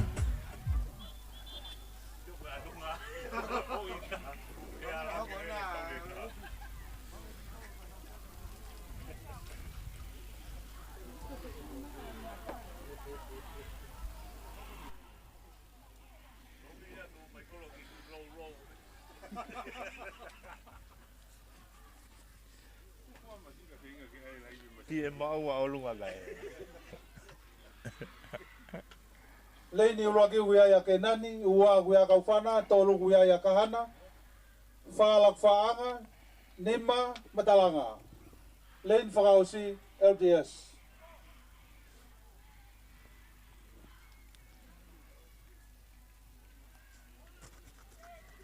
Pa whana taimin tua te kaulere koni. Ua tuelere koe tainimi. Rora tongani a Sine a keol sene taimini. Nau wawhete ne mita e tolungi au. Ke itaki mai pe whafonga ia koe ni me e whare. Inta keos lere mai e tainimi. Middle school. Middle school sen ne taki mai lere koe ni. Middle schools. Ne taki mai lere koe ni. Middle schools sen ne taki mai lere koe ni. Middle schools tutulia ka kenania mo kahana. Middle schools tutulia ka kenania mo kafana. Middle schools sen ewa taki malere koni. Middle schools sen ewa ne taki malere koni. Taki mai middle schools sen koni. Now wofi mai ni ke fetongi raki. Kenani ne mo mai ya. Kenani kaufana. Hikima kaufana ya. Kaufana ne taki mai lele koni kaufana. Kaufana ni ha ke fetongi raki. Mawa kaufana taimini. Kenani tuli tu fikawa. Kenani kaufana kenani lakfaanga. Kaufana kenani lakfaanga. Kaufana kenani lakfaanga. Tuli ka pea kenani mo lakfaanga taimi. Tuli ka taimi na kaufana mo lakfaanga. Koni na ofefe to ka taimi kaufana ne uneke take tele kon ka tuli pe fonga me kenani. Tuli pe fonga me kenani no tua. E fala ka kenani a wadun ke mita wangia fala ka kenani taimi. Fala ka kenani he taimini, fala ka kenani he taimini. Fala ka fafonga me kenani. Fafonga ne me kenani, fala ka ke. Fafonga ne me kenani, fala ka mai taimini ke mita te au, ha wa taimini kenani. Kenani kaufana lakfaanga. Kenani ne kumaba he mai ko ni taimini. Kenani ne umaba mai koni. Kenani ne umaba mai koni e taimini ke ne fetongi fikawa. Fetongi kenani, maba ya kenani ya. Maba ya buta kenani e taimini. Lakfaanga ne hewa, lakfaanga ka kusimaba ya buta kenani e taimini ya kamita valno. Kenani ne umaba au buta kenani e taimini. Mama ya kenani taimini mita va uno ala keni mire tolngeau kenani ne mire tolngeau kai peto e mauia. Kenan nene mita tolongea. Mita tolongea wen ulere fonga me kenan. Kenan nene taimini. Kenan ni mabaha ta kenan ne taimini afe mene mita wangeo. Kenan nene wafe mai mita wangeo taimini. Kaito e mau ka tuli pe fonga me lakfanga. Kenan ni a posi mabahe a upito. O wato e holo kenan. Afi man ke mita teo. Hai lawa kenan ni mita teo. Te mo to hiki mai kenan ni. To hiki mai fonga me kenan ni. To hiki mai fonga kenan ni e taimin. To hiki mai kenan ni taimin ni. Tuli mai a kenan ni a mabahe a pito. A maga mita ne va unoa mabahe ma kenan ni a me lakfanga. To e holo te ngofa fonga me lakfanga. Kenan ni ko hawe ko ni ke tepi. Kenani ke fetongi, kenani ke fetongi, kenani ke fetongi, mama ya kenani taimini fetonga kenani. Fala kama ya kaufana yu taimini. Alua kenani taimini ko tui kai te mau e fofonga me kenani. Kenani e taimini afetu ke mita tolunge au. Mavahe au pito a kenania. Mavahe au pito kenania. Mabahe apite fofonga me kenani. Kenani neo mabahe au pito kenani. Kenani neo mabahe au pito yo. Fainolo be fogere fuka ko ni. Kenani neo hawe gene fetong fasi. Kenani ke fetong fasi. Kenani ke fetong fasi. Fafonga ne mekena ni afe mai taimini ke te au ke ne fetong fokao ke nani ke fetong fokao si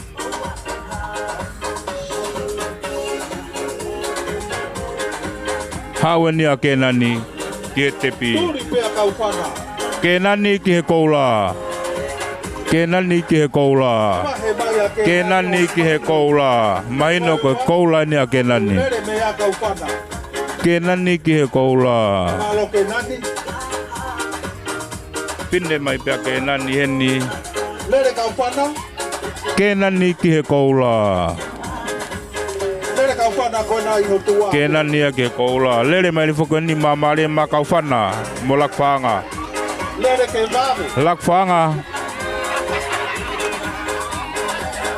Lakfanga mo kaufana. Lava ya lere mare koia ave koula koia ki kenani mo koula he hoani lere fuka mita e whange au lere fuka takaitaha e whanau whiwhine iki ikunai kenani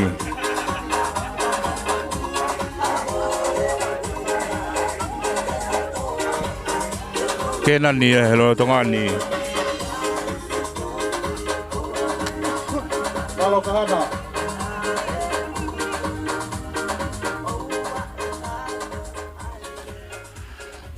Lava ia lere koia.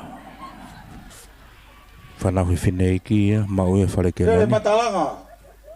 Te sike tau whi moto he tainimi. Tau hoko tueni ki he whanau whiwhine lotoloto. Mita whangeo. Whanau whiwhine lotoloto.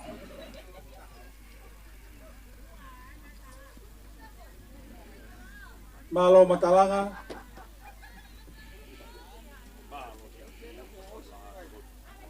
Malo whanau enere.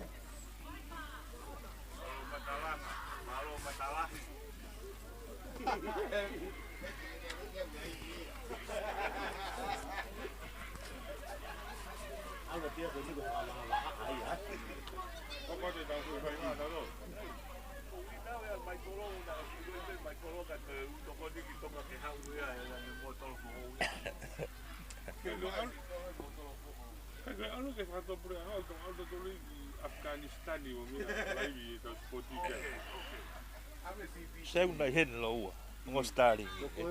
Dengan tapi Afghanistan kalau tak sampai kau tahu tu faham ya tu. Nak sampai orang dia baik pakai. Dengan tak kau boleh cakap. Oh, apa ini?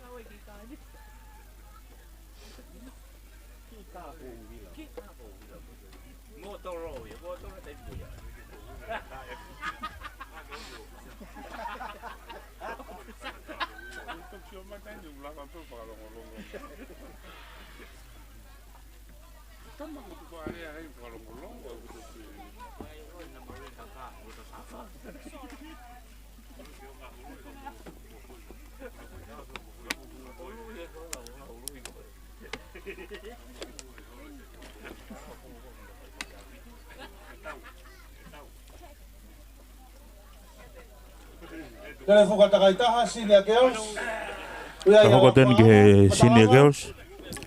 Ayo ko lai ni laki wai lakfang. Ini wai matalanga. Lain tolok ko kahana kafan. Pai fana dai mi tu kalau le koni. Takiat pe ko ko me kahana kafana lakfang matalang. Kahana lakfang matalang. Kahana kahana lakfang matalanga. Kahana kafana lakfang matalanga.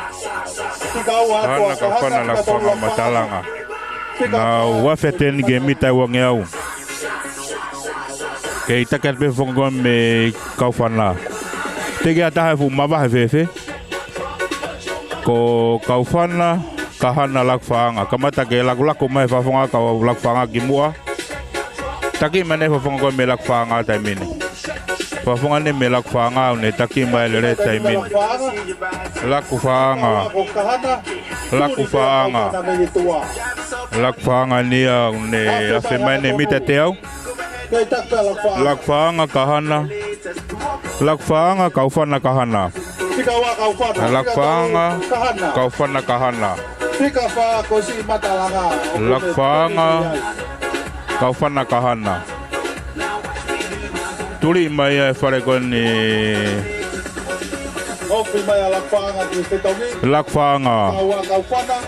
lakfanga fetanga lakfanga taimini final ni lakfanga kahana lakfanga kaufana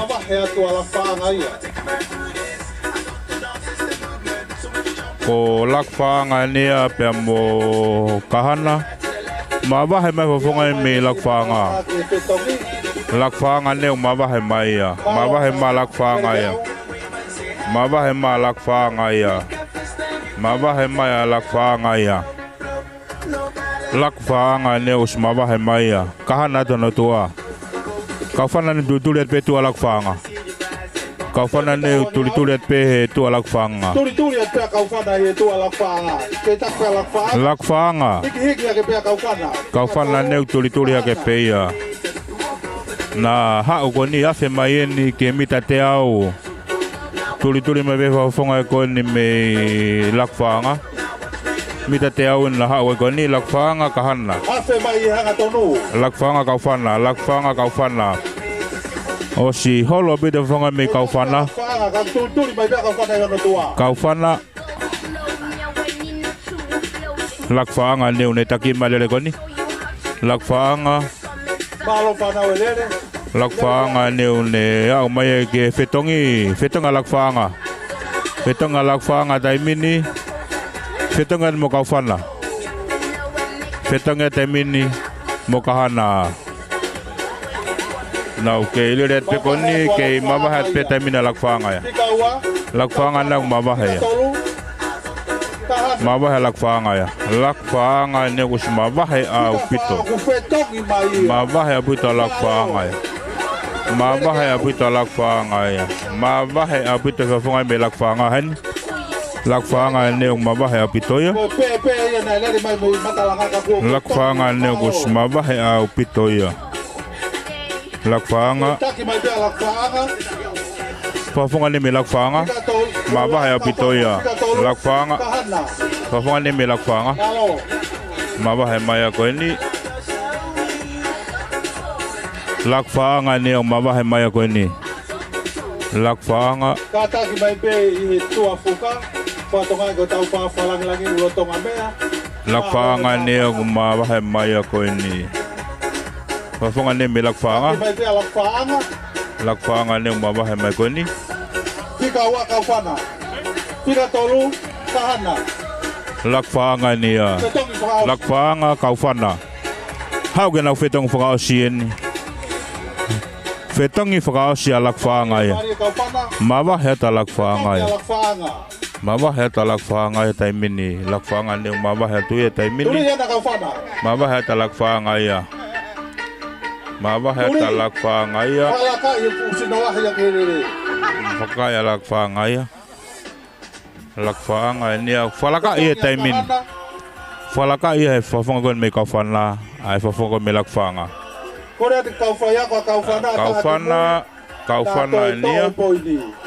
Kaufana nia. Kaufana lakfanga. O atoya la ke fuka. Kaufana lakfanga. Fafonga ne me kaufana. Mava he mai fafonga me kaufana. Fika wa lakfanga fika tolu kahana. Lele fuka ko ni final peia. Kaufana nia. Malo matalanga. Kaufana ne wafe mai ke mita te au. Mita te au e wafi mai fafonga me kaufana. E mau mai pe fika rakia e whame moitaha. Fafonga ne me kaufana, koe hau e nege he koula. E nge ngā kaufana. Hau e nea kaufana, whalaka i mai me moitaha. Kaufana. Fikawa mai pe lakfanga me mui. Fafonga ne me kaufana ke koula. Kaufana ke koula. Koula ya ma kaufana.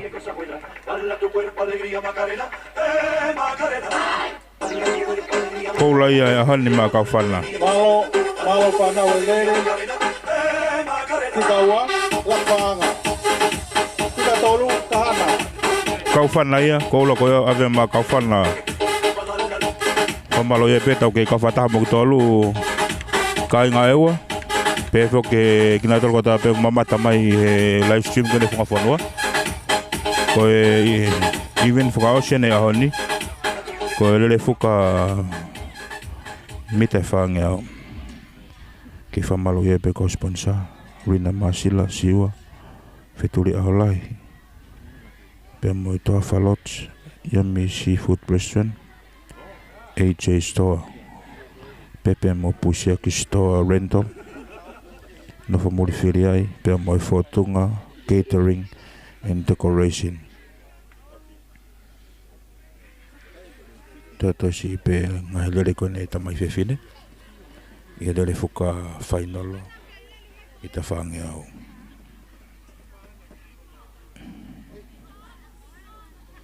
Toki ka fatahai pe mo kumotol iloton.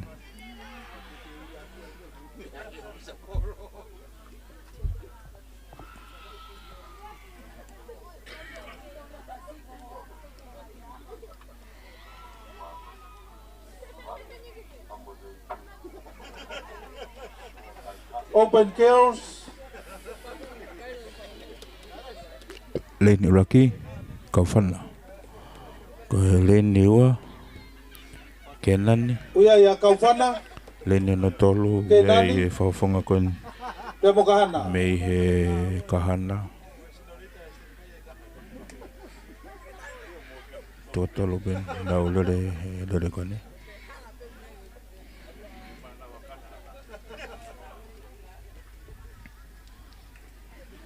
Mau mai ko ofisare.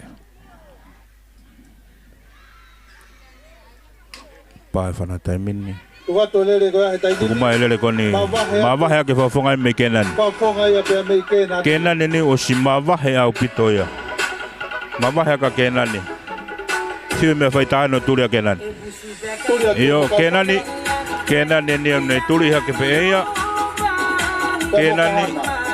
Kena ni mavahe ka kena ni taimini. Kena ni kaufana kahana na utoko tolu pehelele koini. Kena ni mavahe mai taimini. Kena ni mavahe mai koini. Fafonga ni me kena ni afe mai taimini ke mita te au. Fatonga te fefini koini ko anau lo peti ni. Sta kena ni ya.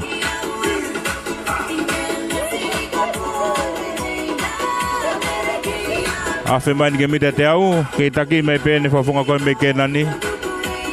Anau lo peti. Kena ni anau lo peti kena ni.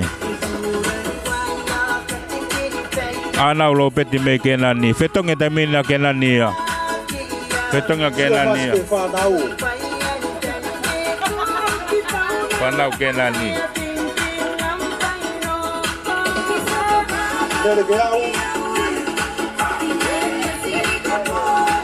Wafonga ne me kena ni.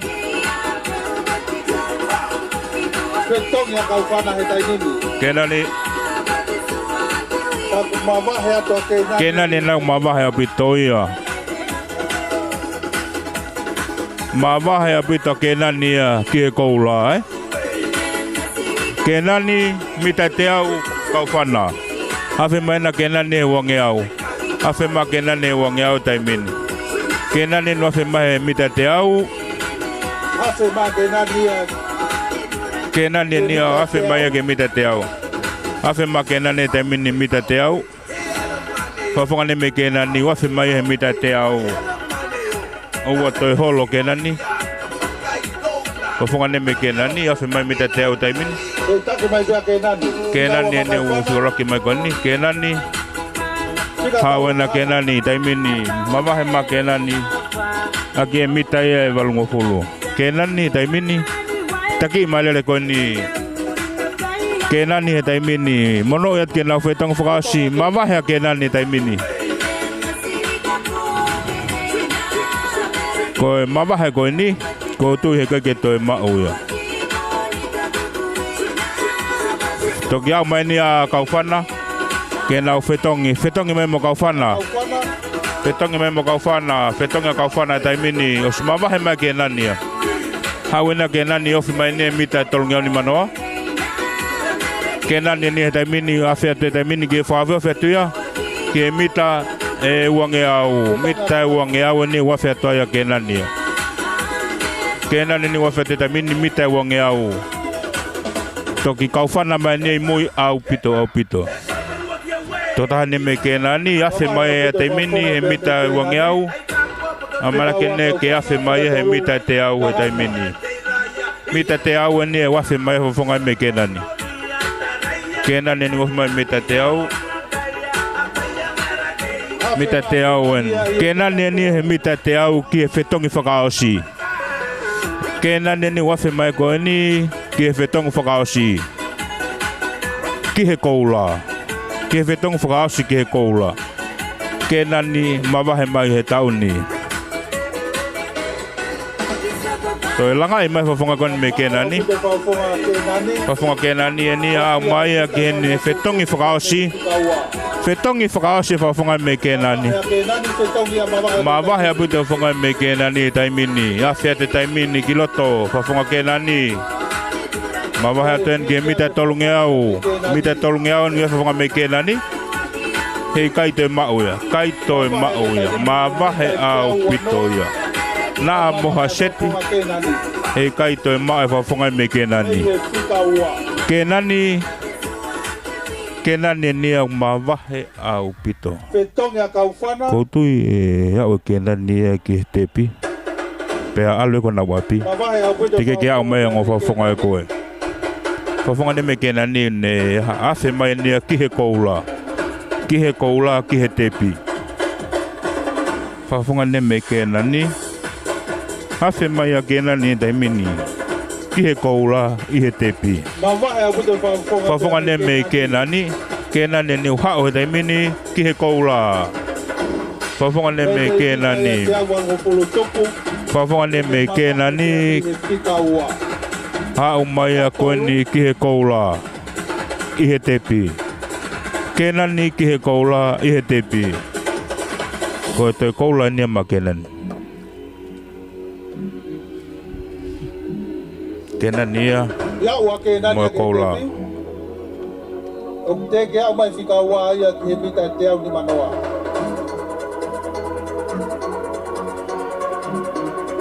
Ha o mai a kena ni ke te pi ko toki a whakawa o mai ni e toko taha ko ia he ki he ua. Ki he mita te au. Ha o mai ne whawhonga ko ke whikawa ki he mita te au. Ko e ua e neu toki au mai ko ni. Ua mai a kauwhana. Fika tolu kahana. Fika tolu mai ki ai a kahana. Fika ua ni wa mai ko ni. Fika tolu mai lewa ki ai a kahana. O si fuoloa, ai malolo ia ho whangahau. A kenan. Hau mai ki he tepi, fika wana. Kauwhana.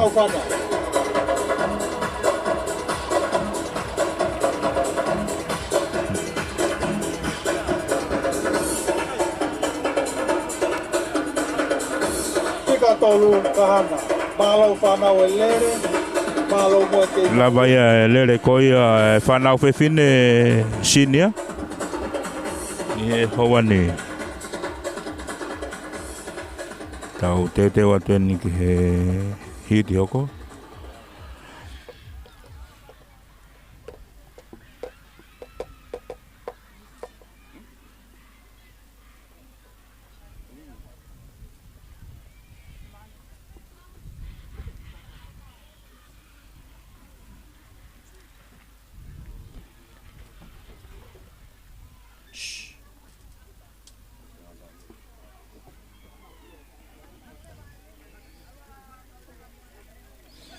Ai koe whanau tangataan.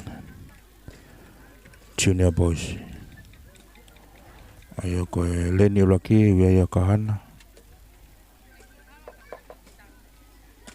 Leni ulaki ko kahana. Tahu ko atu lele fuka takai taha. Junior boys. Leni ua ko kauwhana. Ui ai a kahana lele leni ulaki. Leni ua ui ai a kauwhana.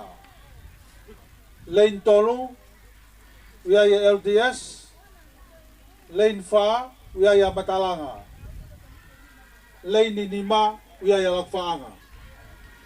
Tau kamata ni whanau tangata, le fuka mita whangeo. E hoani. Tanga pio taku I ka whata pe mukmutolo. Whasuas ko I a haulaki. Spot fua whare ngā iako e ua. Mau he tainimi.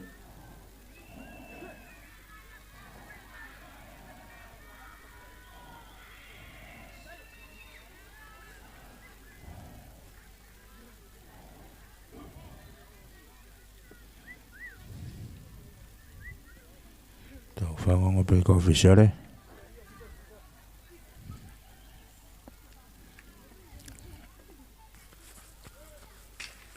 Pai whanā taimin. Tuwa tau lele koni, Junior boys. Lele fuka takai taha. Lele fuka takai taha. Lakwaanga. Taki ate whangkoen mi lakwaanga. Sikawa LDS. Sika tolu. Lakwaanga. Mafunga ne mi lakwaanga o kamata. Mga ke mitai wangiau. Mafunga ne mi lakwaanga. Fikawa kia kahana. Kau taki bai waka bi lakwaanga. Lakwaanga. Kahana LTS-a. Mari. Mga mai pia kau whana mei mui. Laku mai pe fonga kon me lakfaanga. Lakfaanga ne unetaki mai kahana. Kako kaufana na u manga me moi. Fonga ne me he kahana ni au hau ke fetongi raki, fetongi ya kahana. Fetongi ya kahana ia. Fetongi mo lakfaanga. Fika pa LDS lere ke au pase fuka. Wafonga ne me Betong isi Matalanga he tai nimi. Malo Matalanga. kau whanau mawahe au pito. Kahana ne au mawahe au pito kahana ia. Kahana ne au mawahe au pito kahana ia. Kahana mawahe au pito kahana ia taimini. Pika uan peke ai whafonga ia koeni. So hiki mai whafonga me kahana. Afi mai koeni ke mita te au. Afi mai ke mita te au. Tuli mai pea kau whanau me moi. Ko kahana mo kau whanau. Tuli mai pea kahana me moi. Tuli mai pea kahana me moi. Tuli mai pea kahana me moi. Afe mai ko ni kau whana ni hiki ma kau whana ia. Afe mai kau whana, whalakai mai kau whana ia kahana. Whalakai mai kau whana ia kahana. Betonga kau whana. Betonga mai taiminia. Lerei mai tu taha kon me kau whana. Lerei mai tu taha kon me kau whana.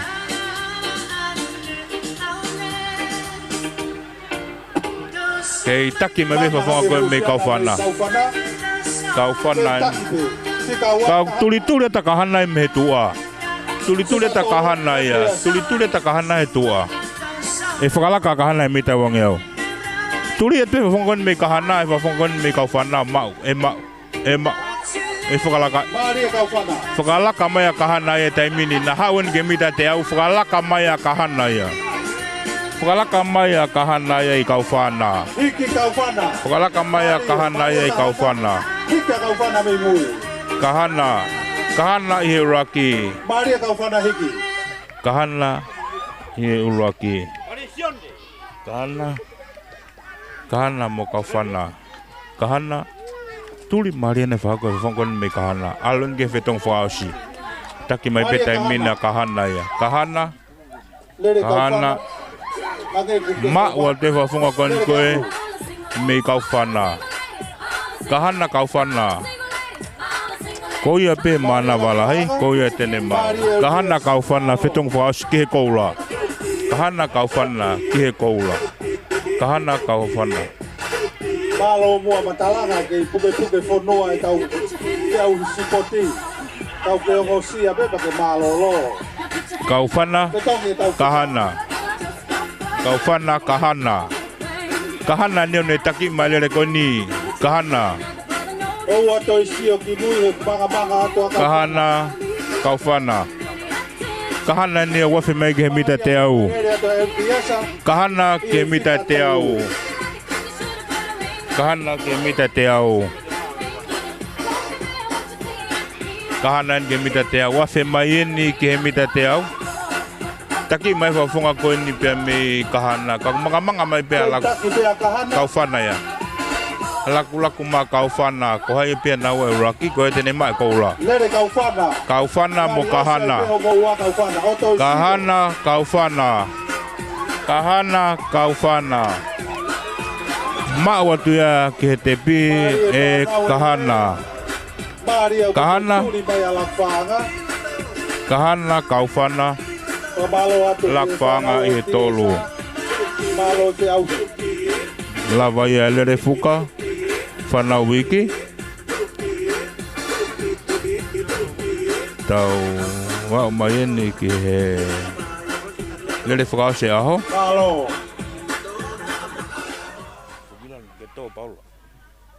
Si Matalanga malo apito. Lere ke au.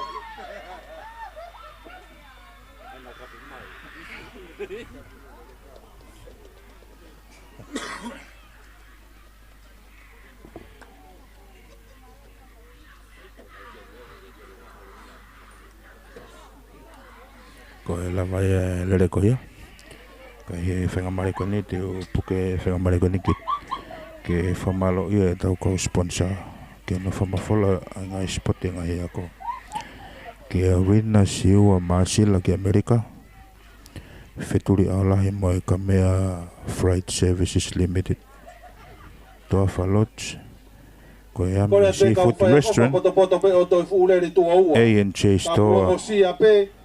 Pe fokia pepe pe mo pusia ki store mo rendo ka. No famuli filiai pe mo fotunga catering and decoration. Ko kau sponsor ya na utoko ni mai. In the boys. Ke fola tu e tau Spotify kolis. E akon. Ya ke nani Kaufana LTS Matalanga pe mo kahana. Pe foki la fanga. Lele ko ni ke nani ta. Leini uloaki uya ke nani, leini fika wa kuya ya Kaufana. Kaufana. Leini fika tolu o kuya ya LTS, leini fika fa Matalanga. Matalanga leva. Leini fika nima kahana, leini fika ono kolak faanga. Even for us ani.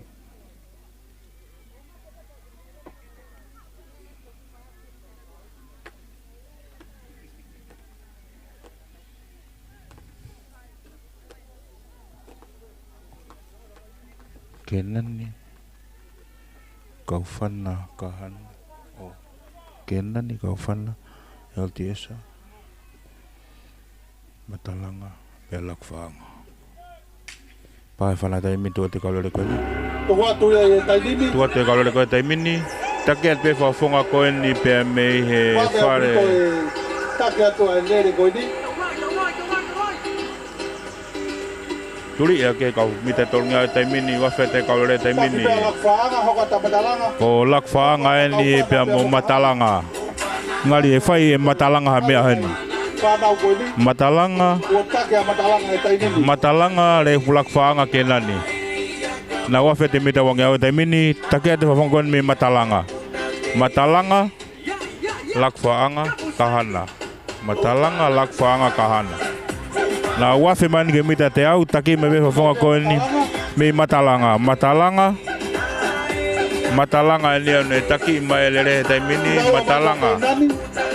Matalanga mo kenani Matalanga ne mo kenani na wo fi man ge feto ngi raki Matalanga kenani na tuliat kita mini Matalanga kenani fetong fata hata kenani mo Matalanga takia te fonga kon me kenani ne takia te le kon ni kenani ni mo Matalanga kenani ni mo Matalanga na afete ni kenani ni takia te le kon ni kenani Matalanga kahana e mau te fonga kon kahana kenani kahana Matalanga kenani kahana Matalanga na wafe mayeni ki he mita te au ke itaki me be fonga ko ya me kahana kenani lakfanga kahana ni o hau ke fika raki kahana kenani kahana mo kenani lakfanga kahana fetonga kahana tai mini fetonga kenani na wafe te tai mini ke mita tolngiau fetonga tai mini takia te fonga ko ni pia me kahana ni o staki ma kahana ya kahana ne ne taki mai le ko ni kahana ne mo kenani na va o fipe kahana kenani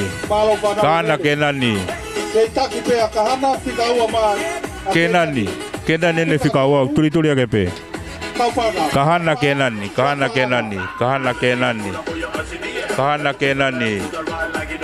kahana mo kenani to hiki me fonga me kahana he me ko mi te au ka tuli me pe kenani he tu a fonga ko ni kenani tuli mai pe kenani mo kahana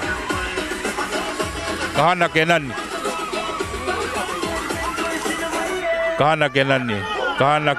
falaka kenani ya falaka ta kenani ya ene au me ko he te pi ngafeta kenani tai mini kenani ni au ne takia te lele ko ni Na lele pena mo kahana. Kenani kahana. Takia kenani e tainemi. Kenani mo kahana. Kahana. Kahana kenani. Palaka. Kahana kenani. Gawa kenani. Kahana kenani. Kahana ni mo kenani. Na femani ke mita teo. Ke kahana figawa kenani. Kahana mo kenani. Kahana mo kenani. Ka kuwabe au pitoilea kaufana bebe nui. Kahana mo kenani. Kenani mo kahana. Kahana mo kenani. Mafe mai mita e te au taki ma kenani ya. Kahana. Mita te au kenani ki he koula. Kenani ni ki he koula. Kenani ki he koula. Whare kenani e ni me ho whangahau. Tō hiki mai a kenani a ki he koula. Fikawa kahana. Kenani ki he koula. Whikaua mai ki ai a kahana. Māre a vite ngai whiau he koe ni. I hawani. Kataonga peu tau ke kau whataha pe mo ki mautolu i hawani no mamatai. Ai spoti e ngai korisio e wa ke nania. Te koula e ma ke nani. Whaas mai a kurele koni e whawhanga koni mi matalanga. Malo kaufana. Malo e tiesa.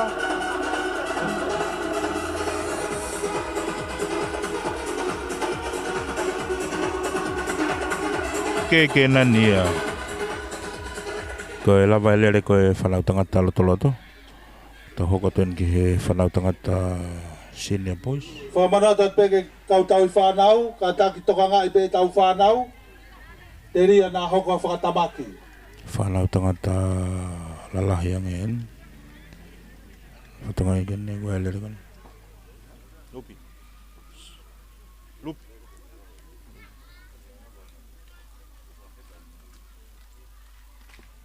Whamana tu ke kau tau i whanau. Taktaha tokanga e ne whanau. Te ria nā hoko a whaingataa.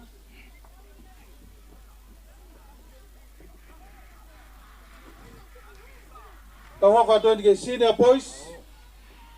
Lere fuka takai taha. Tike lava to tau to le pai taha. Le evil like screen gila. Tike tau to pe hulu. Kata ke. Leni laki kenan. Leni hanawa kaufana. Leni tolu matalanga lakfaanga. Ko lere ne whanau tangata Silia. Peko intermediate. Lere mea ya ke nani leni ulaki. Leni wa kaufana. Leni tolu matalanga. Leni wha.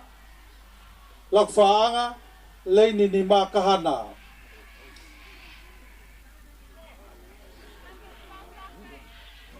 Ano mak.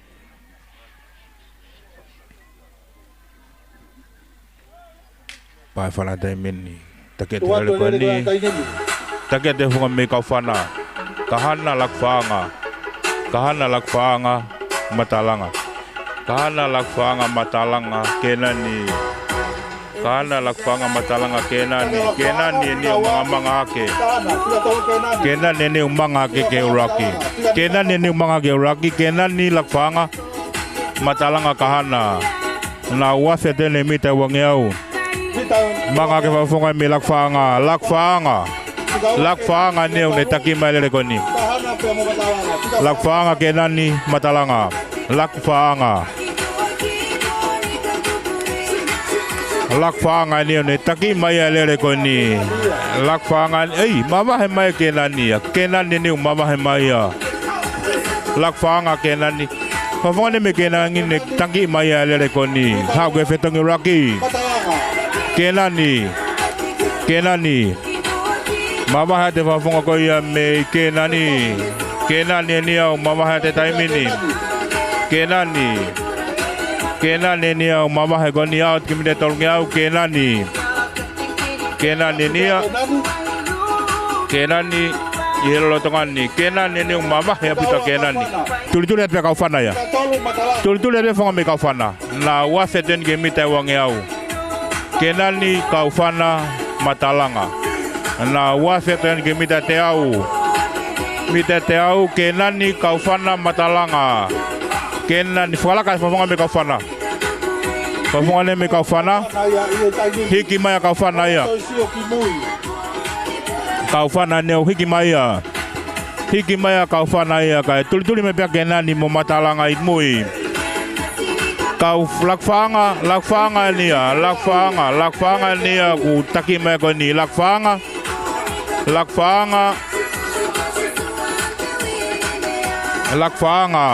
tuli ate tamini lakfanga Fika tolu matalanga, fika pa kaufana Fika ni ba kenani. lakfanga tuli ake peta mina kaufana ya kaufana matalanga kau tuli at peta mina kenani tuli at kenani hita mini mui tuli at kenani tuli at pe mui na wafe man ge mita te au kahana ne te aki maere koni kahana kenani ni tuli mai pe mo kenani tuli mai fonga me kenani kenani fikaua kahana kenani fikaua kaufana kenani kahana kenani matalanga maba de fonga me kaufana kahana nai ku manga tu mu kahana na ku maba hata kahana ya kahana matalanga e mau matalanga to holo genania holo e kaufana falaga matalanga kahana kenani matalanga kahana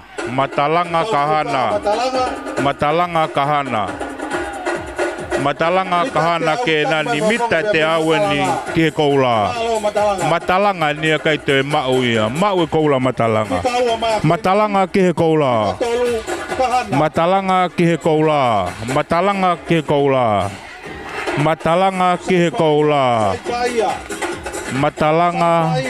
koula kenani matalanga kenani siriva kenani matalanga Saipaia puri hake kihe. Matalanga koula ya matalanga malo ko mawa koula matalanga ya honi matalanga ya mo koula koe lele fuka ya fanau tangata sinia todo si betau ngai eveni betau ikuna au laki spot akon keke ATP famalo ia kau sponsor ki he ngai kau taha ewa kon pepe fokia te nau tau nau kau mai ke fama fola spot akon rina siwa masila Amerika pe foka feturi alahi pe mo Kamea Freight Services Limited Toafa Lodge Ami Seafood Restaurant pe mo AJ Store aloine ki Asia ko pepe pe mo pusia ki store we mo na rentolo lava ke faanga enga mele le koni ki ke eva alo ewan ko no famuli filiai mo fotunga catering and decoration ai ko kauta hena no famuli filiai we pe na keita lava ke na keita ngai ka tonga ngai fakata pepe fogo mo na te fare lava ke na te me afaga eki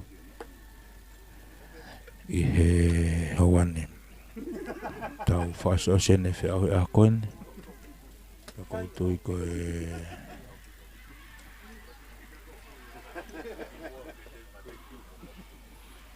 la vaya ngai fe a kon Ke whamalo ia e peki motolo whekau Ko malo atu ke kau ofisiolo malo ngau e. Pea koti koe Kore atu koe ngai mea ngau e loto na monga Kato ia ngahi Iveni koe aha koen Koe toi ngai wheohi te tau tuku whakakato ia aha pongpongina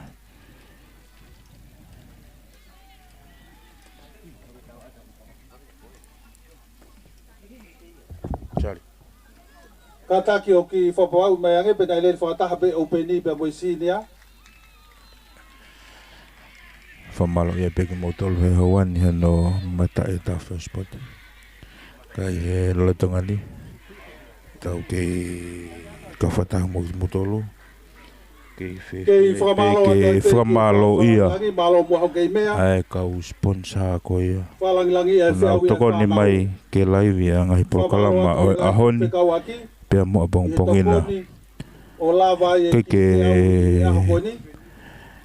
Pehe ke ngata e ngahi toko ni mai Ka koe hataha kuwhi e ofa mai Ke whamafola ko ne tau spoti Toi ahe taha pongpong Pea ke whetutaki mai pe Ka koe haua koe ni te u puke whamare ke whamalo ia Ai ka u sponsor ko ia Nau sponsor ke whamafola tau spoti Ki he Wheturi aholahi Pea moe ka mea Freight Services Limited Ki Amerika ki Arena Siwa Masila Pe whake ki he toa whalots Pen wakauta Mone ka wawe Ki he Ami Seafood Restaurant Pea moe AJ Store Pepe Pea mo Pusiaki Store Moe Rental Pe whake ana whamori whiri ai Pea moe whotonga catering and decoration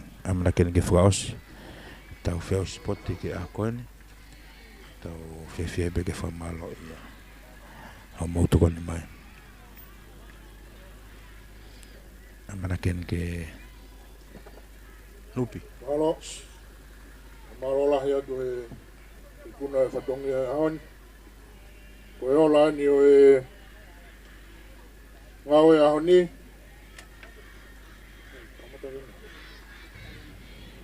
Koe whare koe a matalanga Koe poine nima Kau whana Poine whawhitu Lak whaanga Poine ua ono Kahana Poine whatolu Kenani Poine ono walu EDS Ewa Poine whaua Malo au bito Te tau lot Te toa mau whawhetaiat Whakaikuna ngau e ngau e aho koen Malo au pe kei mea e Ho eki whakalangilangi Kau maa kau pureako Kau maa kau ngau e Ngahi mātoa kau maa e mau whanau Iwi moe kakawa kua hoa e aon Mau hake aki pe whakawhetai ki a whion Tāpo aki mai pake whakamonu ea Taki mua i pe whakaosenga ahoni Awe hao ki mau tōko mau ngahi whakautuanga Pai a peo mau whakawhau Te wai pe Patongi au mau te waki ai whakaosenga Ai kātoanga spoti a pongpongina I mau aki mau tōko tō pe whakato i mau rotuni Ma kore eni Kresa i kigo sisu Christ O whalahi a tōka tamai Pe tu mau lau maari e maania ni Ring mau tōko tō pe ia Pai peo tai ngat Amen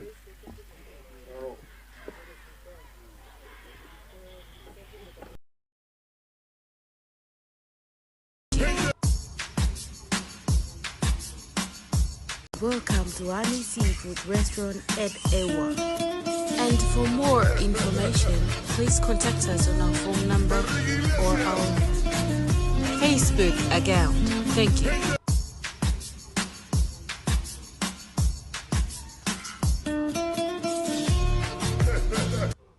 Seafood Restaurant at Ewa. And for more information, please contact us on our phone number or our Facebook account. Thank you.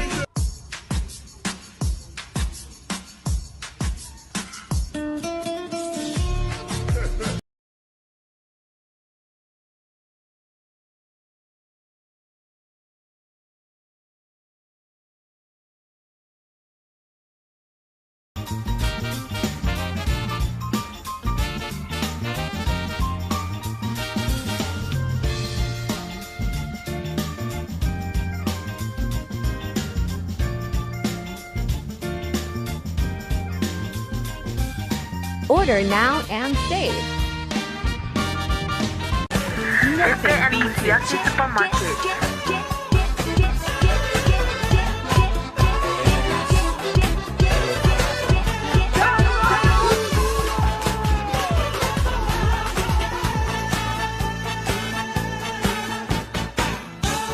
Order now and save.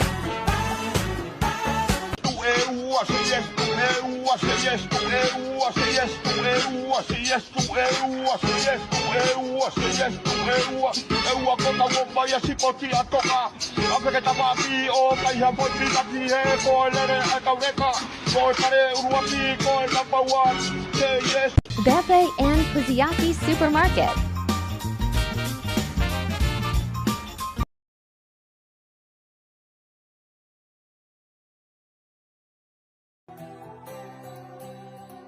Welcome to your perfect getaway. Our spacious standard and family rooms are designed to suit your needs, featuring 1 or 2 cozy queen-size beds, where comfort meets style. Stay cool with a modern air conditioner and enjoy the convenience of your own fridge, keeping your refreshments just a reach away. The private bathroom is a true highlight, equipped with a hot shower powered by eco-friendly solar panels, giving you warmth and sustainability in one. We believe in clean spaces, and maintaining high standards of cleanliness is really important to us. After a day of adventure, you deserve to unwind and recharge your batteries, surrounded by nature. Experience